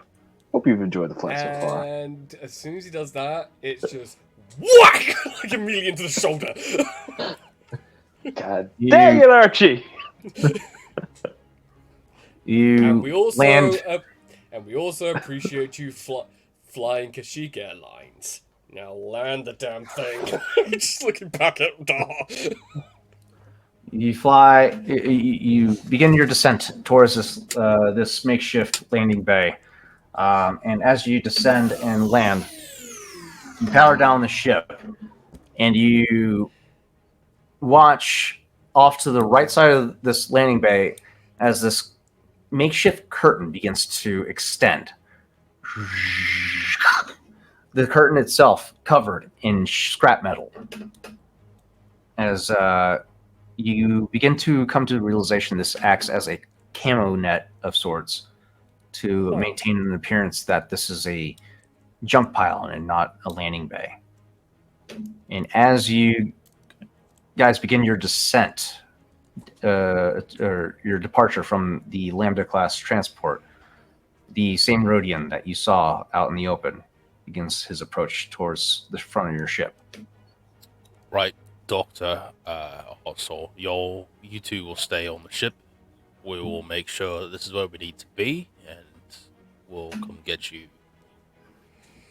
I'll stay by the gangplank. Dar, roll. You guys go ahead and make sure no one actually tries to get onto the ship to get the doctor and captain while you're all doing the handoff.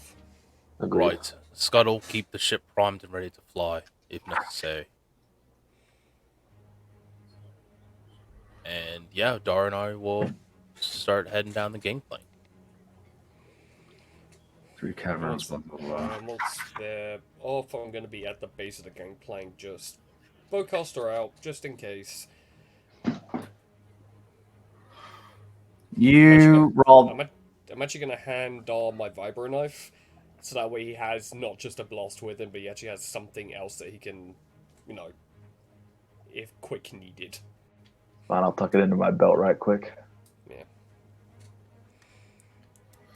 You begin your descent roll down the gangplank by yourself as Norda, this Rhodian, begins to approach. Oh God! How's it going? Is this Ron, my boss, has been expecting. Roll! Composure! And where per se is your boss? Did you come out with Roll or Yeah, didn't? Dahl went with Yeah. roll. Yeah. Oh, Yeah, Scuttle is manning the ship. Yeah, Scuttle is ready to get this thing off. I'm protecting the captain and the doctor by either on or just off the gangplank, and Roll and Dar are going to talk with the contact. Hey, good to meet ya. Nice to meet you. I'm Noda. I oversee operations here on at Scrap Heap Point. Where my boss is currently. He's currently en route. It's gonna be a few days.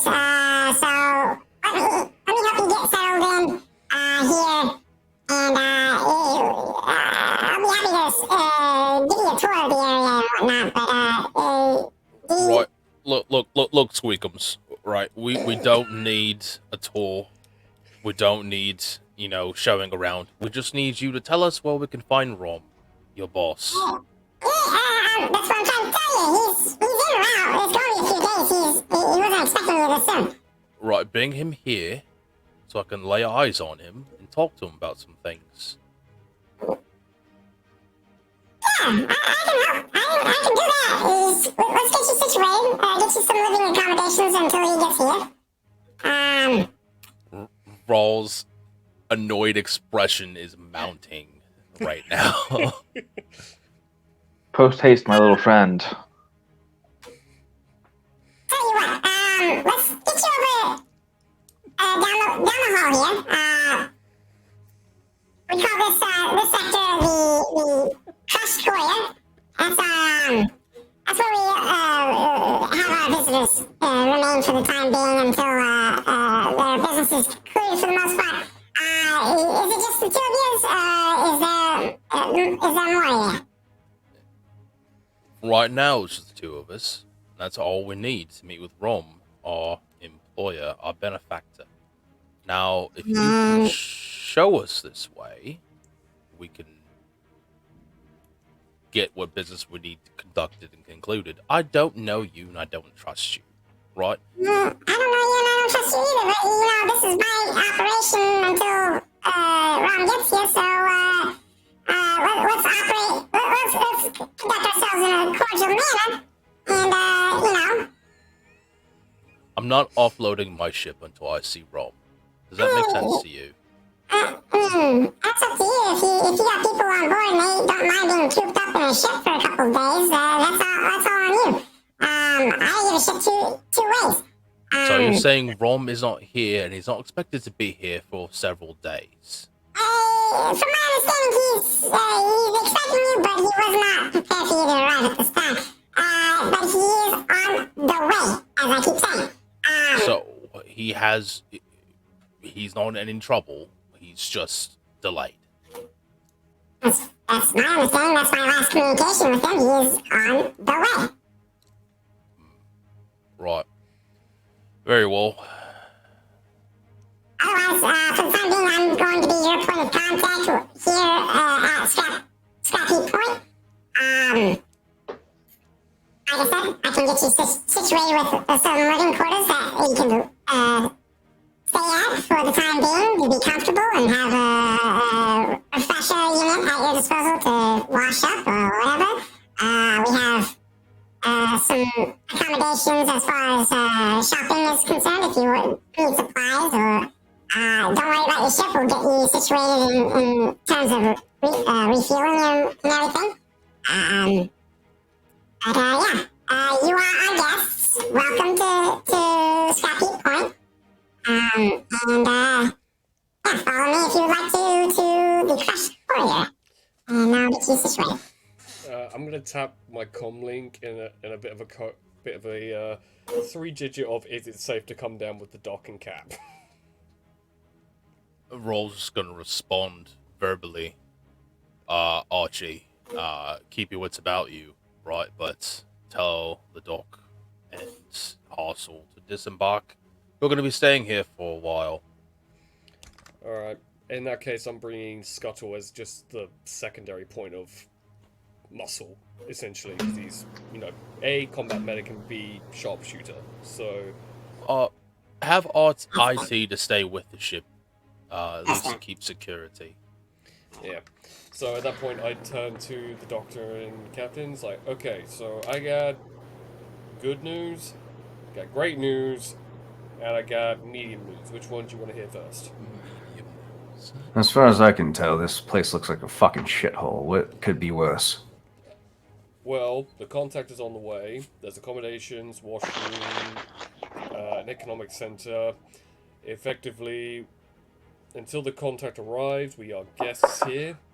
This is not Empire owned at all. Oh, that's good fucking news. What could be worse than that? The contact's delayed by several days, so we're going to be staying here for several Ah, few days. fuck. All right.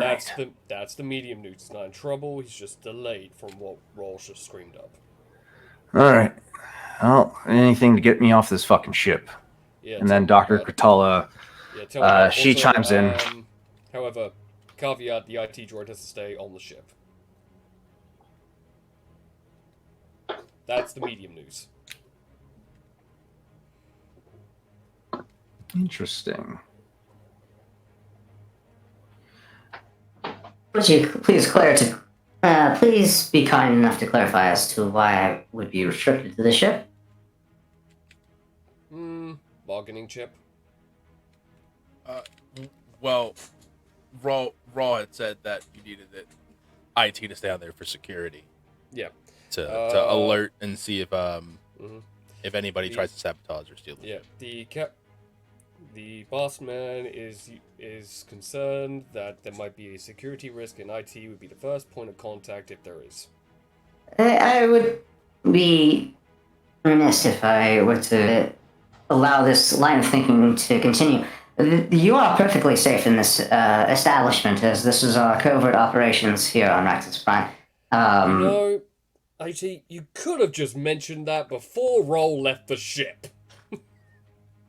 Well, you didn't seem to be keen on any of my input, especially prior to landing here on the planet. But yes, Scrap IT for parts. just right. Literally, like, Archie at that point makes a note. Attach voice mod of IT to Scuttle. Legit, just like, better use. This, like, gives him a glare at that point, then looks at the doctor and captain. if I may input further, who you should be dealing with right now is Norda, the Rom's, the CEO of Isotex, right-hand man. He's a very well-trusted individual and has been working for Rom for quite some time. Is he a Rhodian with cybernetic eyes? Indeed. He lost his organic eyes due to an unfortunate mishap with some chemical components here planetside. Okay, and I lean down and go, Roll, that's our second point of contact! IT confirmed it! This is exactly where we're meant to be! Fucking Christ. Fine. Yes, it's like, okay. Everybody everyone, off the ship. Yeah, it's like, everyone, Well, get the if fuck that's off. the case, Scuttle, I could use a Scuttle, good meal unplug and a yourself. shower. Yeah, literally, like, screams into the cockpit, Scuttle, unplug yourself, grabbing, like, double packs, and just walking off the gangplank. Oh, if you're in the mood for some food, we're more than happy to escort you to the common area of Crushed Courier. It's complete with the kitchen and everything. You can cook to your heart's desire. As soon as he says kitchen, there is a beat, and then you hear his just start running towards the hallway. Slow down, Archie. You ruin your appetite. Norda, this Rhodian, graciously begins to lead you guys towards the. I just lost sound. You go. Can I hear you guys? Somebody Yep. say something. Yeah, Yeah, we can Nope, hear I you. lost sound. Great. Why am I losing No. sound all of a sudden? What Dude, what that's is the this? second- that's the second Why time am this I happened. losing sound? That's the second time. Who is doing this to me? I Disconnect. don't know. It might be Foundry. Reconnect. Give me 1 second, guys. Sorry. We're about to wrap up here shortly. Yeah. But But hey, food, accommodation, a shower, and a spending moment, and potentially, since this is an alcove, might be able to actually find a different ship as well because of the hangar base. There were a lot of ships for spare parts. Yeah, so there is potential for us to find at least something here. okay. Are you guys discussing this in front of Norda? No. No. This is just above table talk. Okay. Yeah, this is above, Yeah. this is above table. There's in fact, there might Okay. be a chance to find So, Norda leads you guys towards this this doorway that's inside the alcove that you landed your ship in. Leads you down a hallway to a section of rooms. It's a tiny staterooms, living space holds, and cockpit that have all been converted into meeting rooms, showrooms, and temporary quarters. The ship has its own power source. So you have lighting and everything within this facility. Just basic needs can be fulfilled here and whatnot. Nothing extravagant.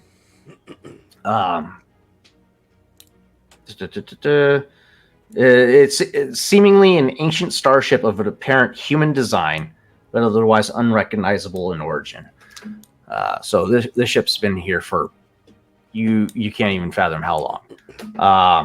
But yeah, the living quarters are quaint but suitable for housing your group. IT seems to be making himself very at home as he navigates this section of this area effortlessly, as if he's been here thousands of times. Norda gives you just a basic tour. Here's the Here's the refresher if you need to wash up, toiletries, all that good stuff. The kitchen has basic needs. Anything you can think of. You can't do extravagant meals, but, you know, we do quite well for the type of situation that we present here on Raxus.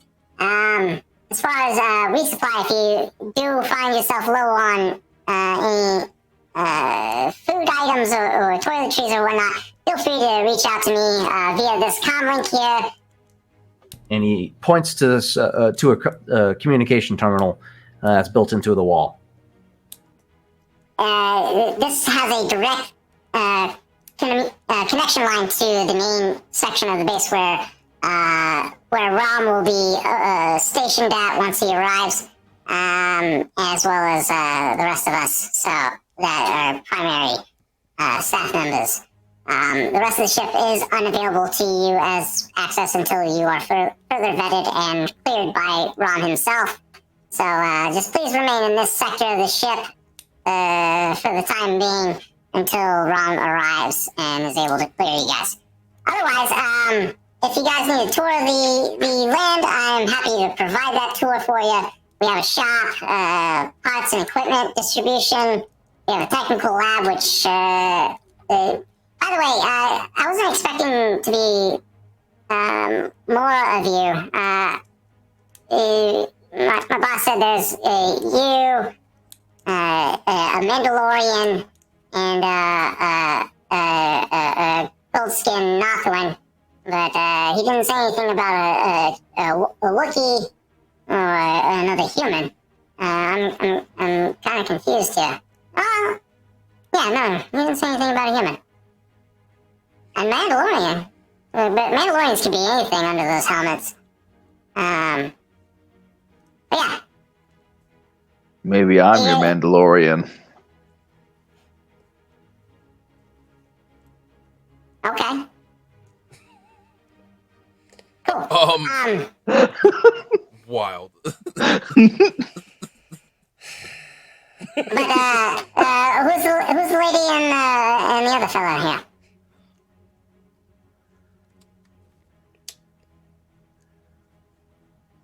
They are the product we are transporting.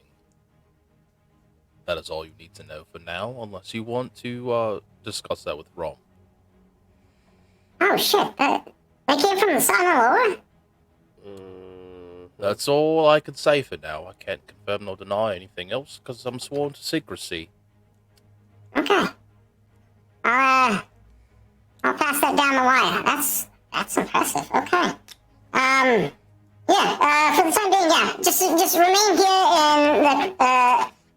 in the crushed courier. But if you would like, I will be more than happy to take you to. I mean, she looks like the technical type. If you would like to see our labs, we got some labs that you can check out. Machine shop as well, for any of your vehicle needs. Whatever your heart's desire. Get yourself situated. I'll give you guys a couple of minutes, and I'll be back to check in on you. All right? Very well. With that, Norda does begin his departure from this room. He exits out a starboard side portcullis of sorts. Yeah, it's just the six of you? Seven? That's it. Doctor, Captain, me, Roll, Dar, Dar, and Scuttle. Six. Six. And IT. An IT. Yeah, an IT. So seven. Because there's a kitchen, gonna set up the field kitchen. Gonna set up my field kitchen along with the regular kitchen, and I'm gonna start working on a broth and stew type concoction. Just even though it's basics, I can still make it work. As you turn over the kitchen itself, there's basic meats and vegetables. Nothing crazy. You get a sense that they are very minimalistic here. Yeah, but to be fair, a basic broth and stew is what everyone's kind of gonna need right now. Just because like an adrenaline-fueled one, a hearty meal will do everyone a world of good. Yeah. So yeah, a stew is is possible of being provided, no problem. You're just limited on the contents of that stew for the most part. But yeah, you pull it together, no problem. And stew is literally anything you can find. It's one. It could be a stew mixed with gum. It's literally like whatever you got, you throw in the pot. While that's being done, what's the rest of you doing?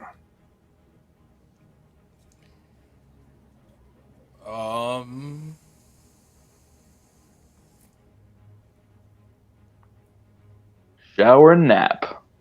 In a clean bed. Not the floor of some shuttle.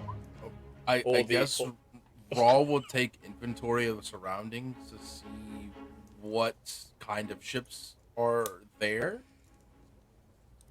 Well, what you appear to be inside of is a. You can't even identify the type of ship that you're in. It's that old. It appears to be human designed, but the origin and the manufacture of the ship, you have no fucking clue. It's that old. It doesn't seem to be of a recent production of any sort. It's very alien to you. And there's no other ships in that area, or any ship parts or anything like that. Well, the ship that you parked under is YT series freighter that seems to be derelict above your ship.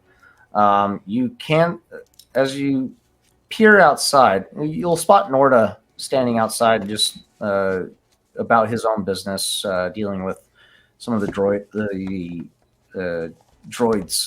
the various droids that are outside. But he does take notice of you peeking outside and just gives you a kind wave. You spot a Republic Corvette to the north, buried under mountains of debris. The rest of the junk is incoherent, and it just appears to be various crates, vehicles, and possibly sections of larger capital ships. but nothing that Nothing in one piece. nothing in one piece. Yeah. Okay. And the ship that's out in the water, is it intact? Like, is the hull look like it's got? It's submerged. So the YT freighter that's submerged in the lake, the corrosive lake, it's heavily eroded by the acidic nature of the lake itself, but there are points of it that are reinforced to help it maintain its structural integrity, to maintain it as some type of landing platform.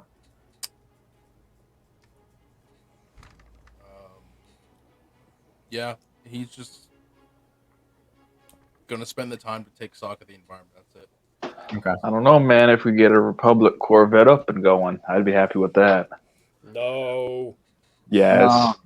Give me a. Let's do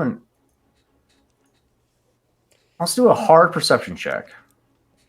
As you take in the environment outside your living quarters for the time being.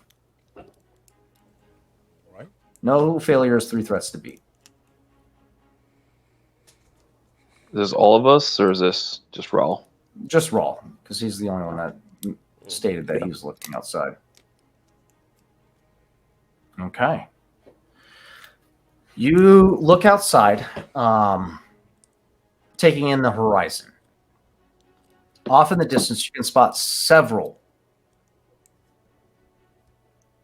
scavenging skiffs off in the distance. Various skiffs just emerging and descending into the horizon, pulling up various bounties of the scrap metals, ship parts, various things that you can only assume would be valuable pieces of equipment that could be salvaged. With that Triumph, I'll say further off in the distance, you spot what appear. You're not sure exactly, but a traveling H in the horizon. Okay. And then you hear the very familiar roars of a twin ion engine starfighter approaching. And you begin to hear in the immediate area sirens blaring as these TIE fighters begin their approach. And everything, as you continue to observe, they begin, the droids begin immediately dispersing. Norda runs into the ship interior by you, pushing you inside. And off in the distance, you watch as the skiffs begin to rapidly descend and disappear off of the horizon. And the ship, or the TIE fighters, pass overhead. You can hear the engines thrumming or over as they pass by. And you wait. Norda, holding you by the shoulder, waits and listens for a moment until he gets the sense that the coast is clear, and returns outside before turning to you. Yeah, that was a close call. We have to deal with the Imperial patrols fairly frequently. We have luckily for us, we have sensors in place to help warn us ahead of time before they can spot us for the distance. So just be cognizant of those those alarms. If you hear them, take cover. Make sure you're not seen by Imperial patrols. All right? It's fairly simple enough. Good enough. I'm gonna go back to my managerial duties. You guys take care. Let me know if you guys need anything, alright? You guys, I apologize for the wait, but Ron will be here in a few days. And with that, he makes his departure and goes back to outside, and you watch as the various droids, mouse droids, gonk droids, the various such, all begin to emerge from their hiding places and return to interacting with Norda. Okay. Yeah, I guess during the time that we're waiting, Raw's gonna keep taking inventory of nearby things, trying to see if we can find any kind of. Dar's gonna wake up from his nap suddenly. We need to remove the transponder beacon. Like, On the Imperial transport. yes. Yeah. Yeah. Oh. Yeah. I was like, what transponder beacon? Okay. We know it's there. Yeah. Yeah, if the ISB doesn't already know our location, they can probably find us real quick So- if we don't remove it and destroy it. That'll happen in a few hours. Okay, that's fine. But for the time being, As very quickly as Rawl walks back in, Archie just walks up to him with a ceramic bowl filled with stew. Sit down, eat. We'll deal with everything else in an hour or two.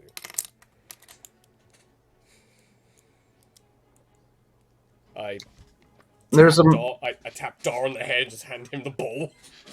Wake up. you guys find a moment of reprieve with this meal, and as you guys collect together, you'll take note of a more collected Harsal. Now that he's arrived to this destination in a very secluded and very well hidden base, there's a breath of relief in his demeanor. He's not as uptight as he was, as suspicious. He's still on edge, but it's not as intense anymore. Dr. Cryptala,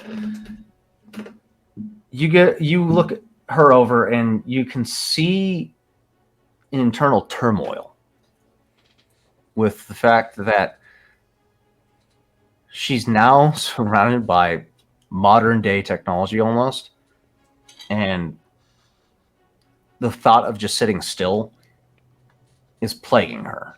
She's ready to start working on her experiments. It's literally a kid being leashed to their parents at Disney World and just Yeah. just wanting to go and see some characters. And yeah, she turns to you all, more specifically to Rawl. I don't know about sitting still. Can we? I'm sorry. Can we go check out, explore the laboratories? I just need to see the facilities that they have here. It just sounds so fascinating to me. Sure, I don't see why not. I mean, I guess I'd come with you for protection. I get the sense that protection isn't necessary in this type of environment, but your company is welcome nonetheless. But yes, I need to explore. I need to know. Sure, pick a direction. We'll head that way. She excitedly begins exiting out the same direction where she saw Norda go, and approaches him with express intent, explaining to him that she needs to see the laboratories that they have at their disposal. Norda graciously, I can show you the labs. I'm sure Ron would be happy to get you started on any projects that you may have in mind. just let's take a look at the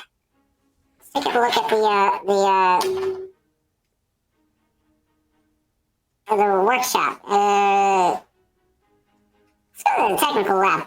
Just stay close to me. Mind you, I'm going to be taking you to sections of the ship that no one else has access to. So, do not deviate from me.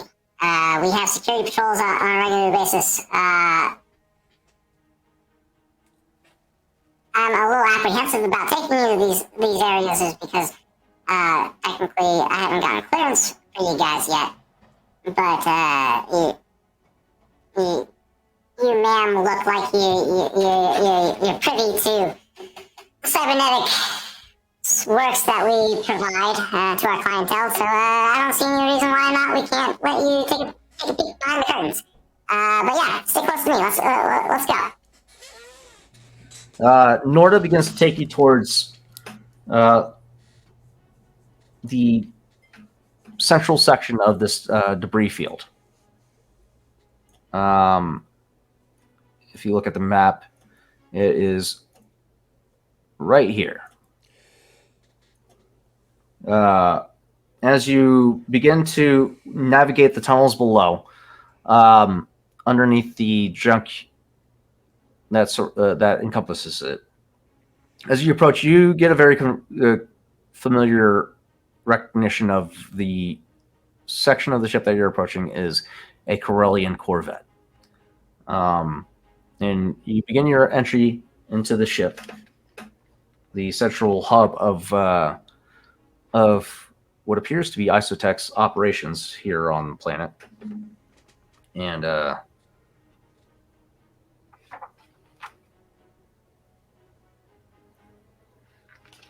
Norda takes you to the turbo lifts towards the midsection of this corvette. The turbo lifts itself appear to be inoperable, but they are specifically designed to look that way should any intruders find themselves inside. But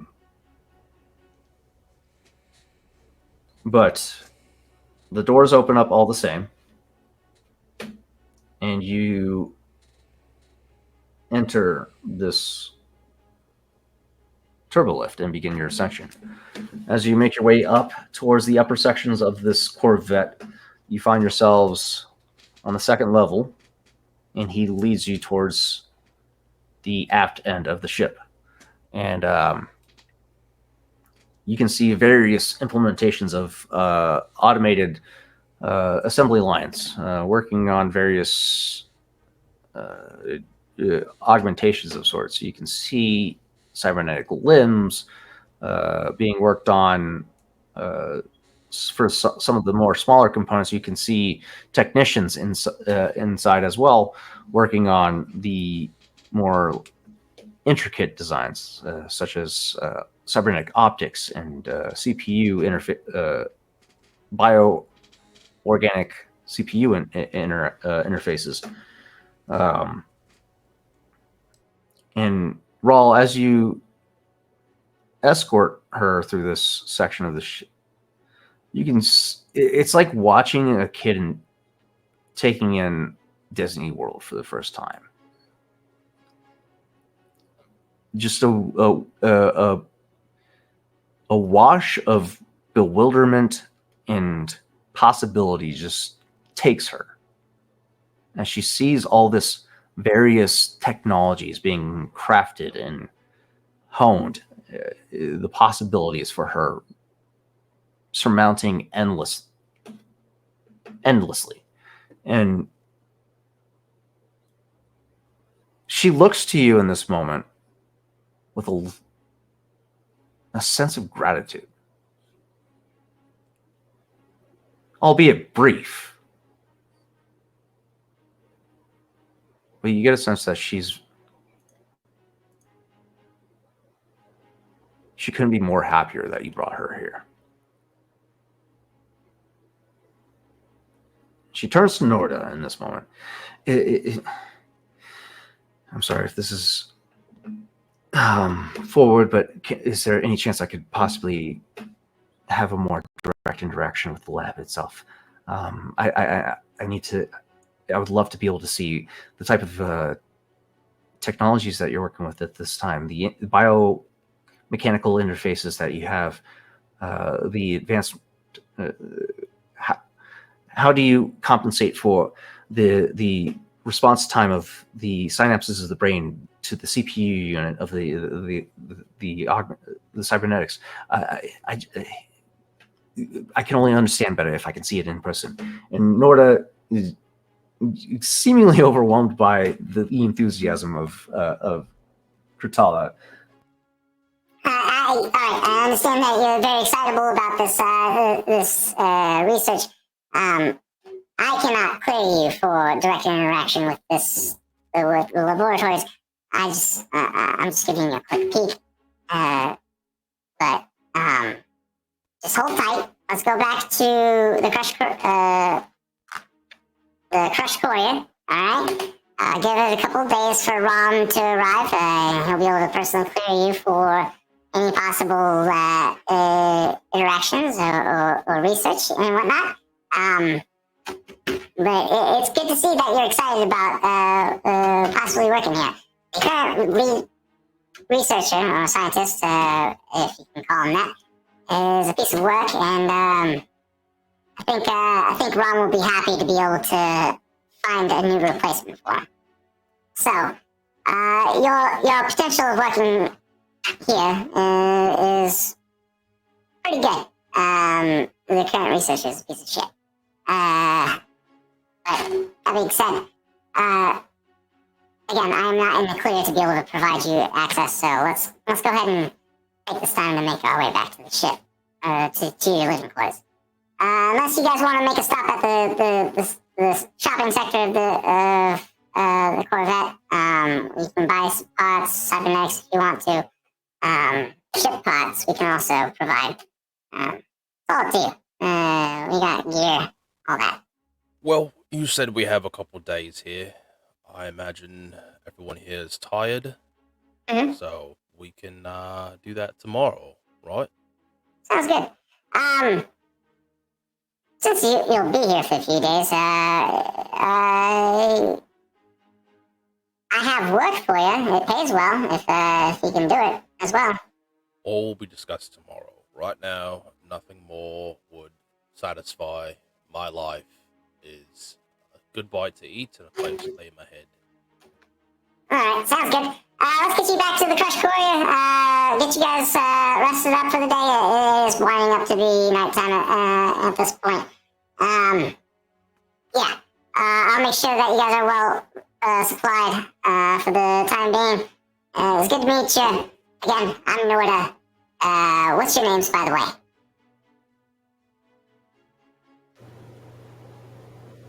Yeah, Roll gives his name. Roll. Yeah, you know me as employed by Rom. That's about it. Dr. Kurtala Stevenson's lead researcher in cybernetics. It's good to meet you. Alright, Dr. Kurtala and Roll. It's good to meet you. Alright, let's get you guys rested up. It's well deserved. You guys have worked hard.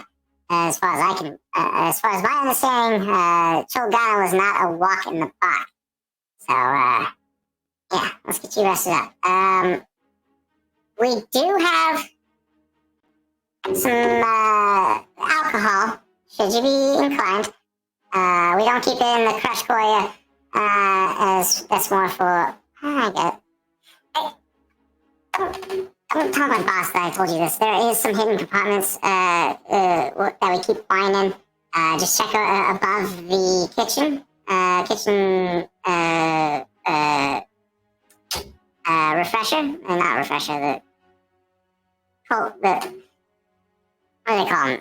They keep things cold. We'll find it. We'll find it. Don't worry. Above the cold box. Above the cold box. There we go. Just look above there. There's a couple bottles of wine that we keep up in there. Other than that, you guys get some rest. And With that, he escorts you back down to the lower levels where he escorts you outside of the Corvette towards the tunnels that lead back towards the crushed courier. Okay. And with that, he'll depart. You guys from there, continuing about his duties. It's just you at this point and Dr. Cortella making your way back towards the rest of the crew. All right. And it only takes about 2-3 minutes as you guys traverse, find your way back. There's a couple missteps where you're like, do I go this way? Nope, we got to go left. All right, cool. And eventually you find your guys' way back towards the crushed courier.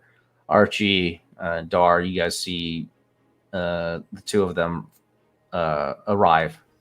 Captain Harsal is knocked out right now in his own personal quarters. Door locked. I think they come back to find Archie literally just like sprawled out on the couch going. It's like the Solid. loudest I snoring. am not sharing a room with the Wookiee. He snores too loud. He's Don't just blame out. you. Archie is just out. They said there was several places where we could sleep for the night. So I guess take your pick. Yeah, there's as you take a look around, yeah, there's various rooms that you can choose from. Everybody can have their own room at this point. And yeah, the living accommodations are pretty abundant in this moment. And yeah, the evening draws near as the suns begin to set in this sector of the galaxy. And you guys had a long journey ahead of you, and this is the first moment of reprieve that you've had in a long time. Not on a time schedule. Rawl does go to the kitchen, finds one of those bottles, and as he picks it up,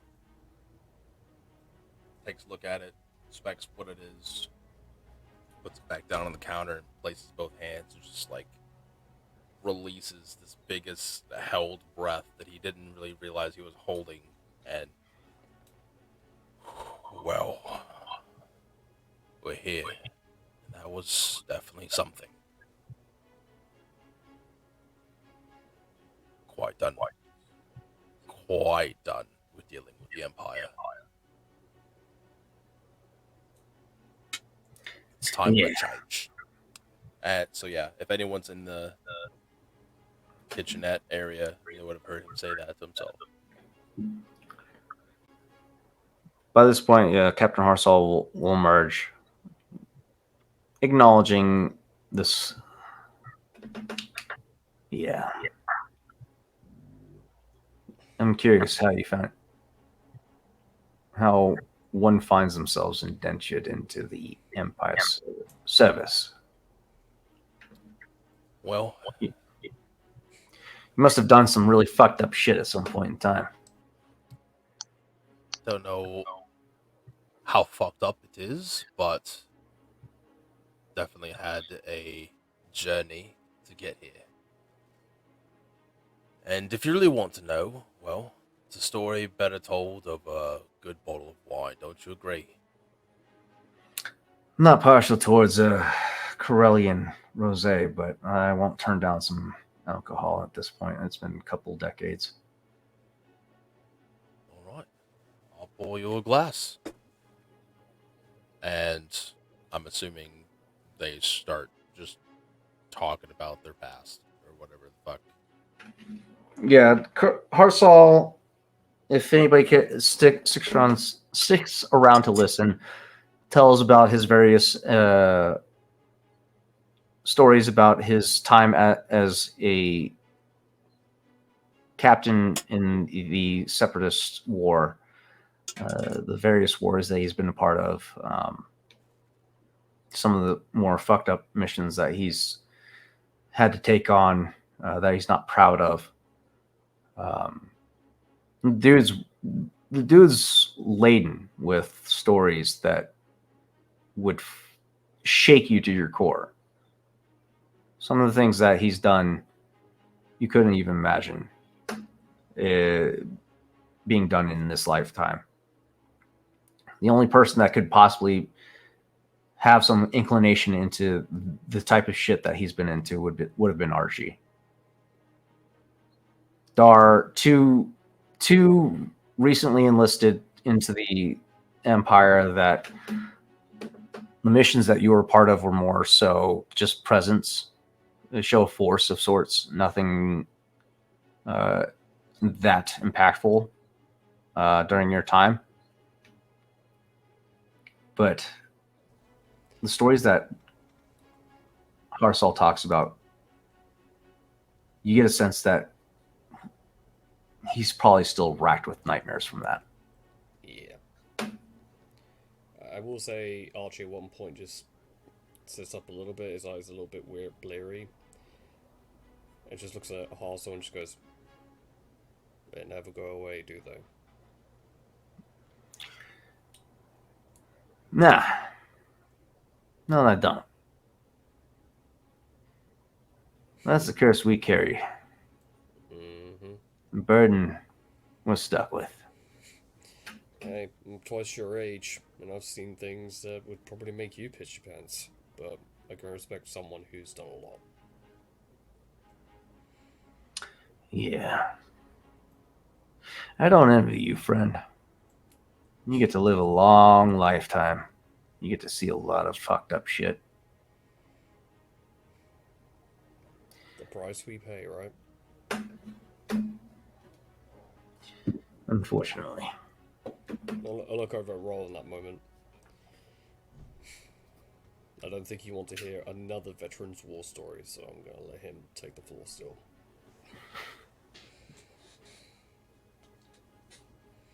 I have my own stories,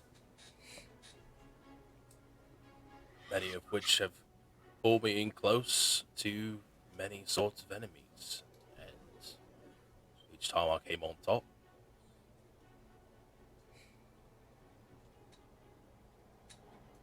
Says something Yeah. about being able to survive. Are we meant to? Or is it more punishment? That's a good point. Most people like us survive because of other people. Until you don't seem to be tied to each other in any shape or form. I mean, how long have we known each other? Like, a little over It's not 3 even a month weeks? yet. Yeah, it's been about 3 weeks.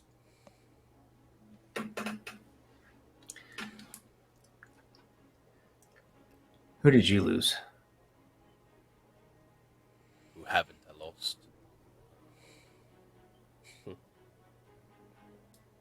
Now I'm alone. Where once I had. He kind of pauses for a minute as he considers, does he tell?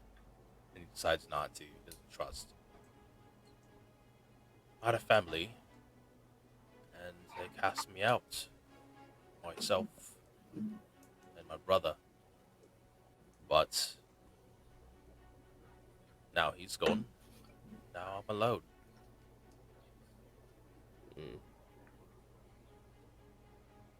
Yeah. Sorry about you, your captain friend. Jeff. Yeah, well, Dude was a good man. you know what he Grizard was one getting of those into. few- Grizard pulled me out from one of the worst situations I've been in a long time. At which point he actually pours himself part of the wine and just like chugs it. I lost my tribe. I lost my home. I lost my goddamn planet. And that was before. Because that's that blonde fella, right? Yeah. Along with Minoy, the Twi'lek who left Points of Scuttle. Yeah. Despite my apprehensions, you guy has a way of ingratiating himself with people. He's a very likable guy, unfortunately. Like you wouldn't believe. How the fuck did the two of you, and he points to you and then Dar, how the fuck does the two of you? I mean, you just explained he rescued you, but you don't come across as a stand-up citizen type. He's not. Well, coming from an ex-separatist,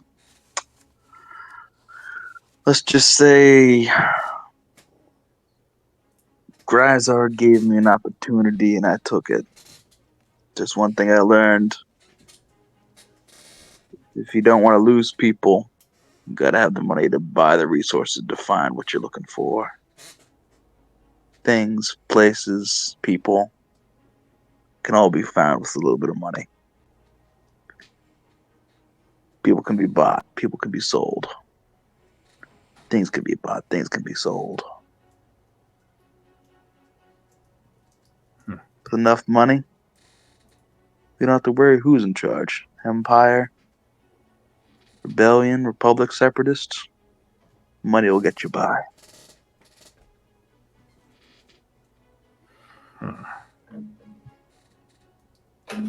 He's gonna roll a cool check to see.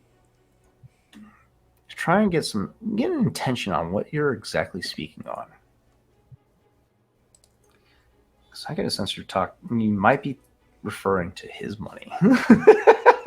Low key, maybe, but I'm also talking about maybe off key referring to how my time in the Imperial Navy, how I've seen even upper higher officers been bought and sold off like that. The main reason why I rolled that is because he knows how much money he's carrying, or the potential money that he's carrying right now, and there's a level of uncertainty as to whether or not he thinks that you're talking about, or you're alluding to the fact that you know about what he's carrying. That's perfectly fine. He can't get a read on you. He's just like,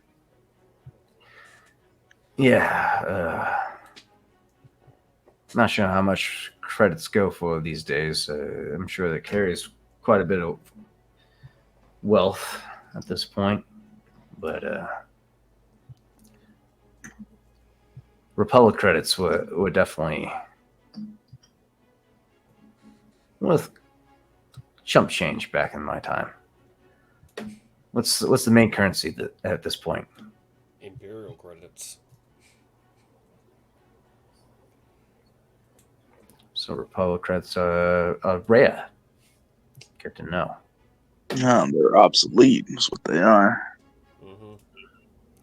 You could probably buy, I think, one standard Imperial ration with maybe 500,000 Republic credits.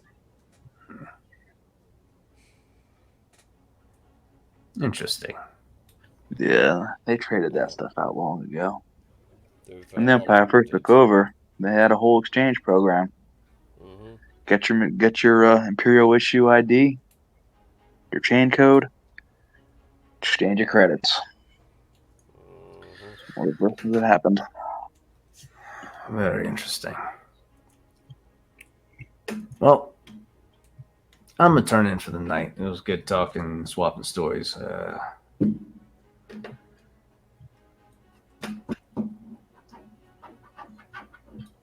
You guys have a good night.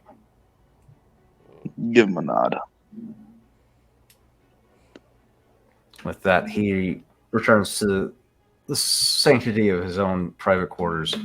Throughout this exchange, Dr. Tadala has been notably absent as she's trying to keep herself preoccupied with something other than sitting around talking, because her analytical mind is just pacing nonstop as she's coming up with new designs in her mind and just journaling them. IT. I look over at Rawl.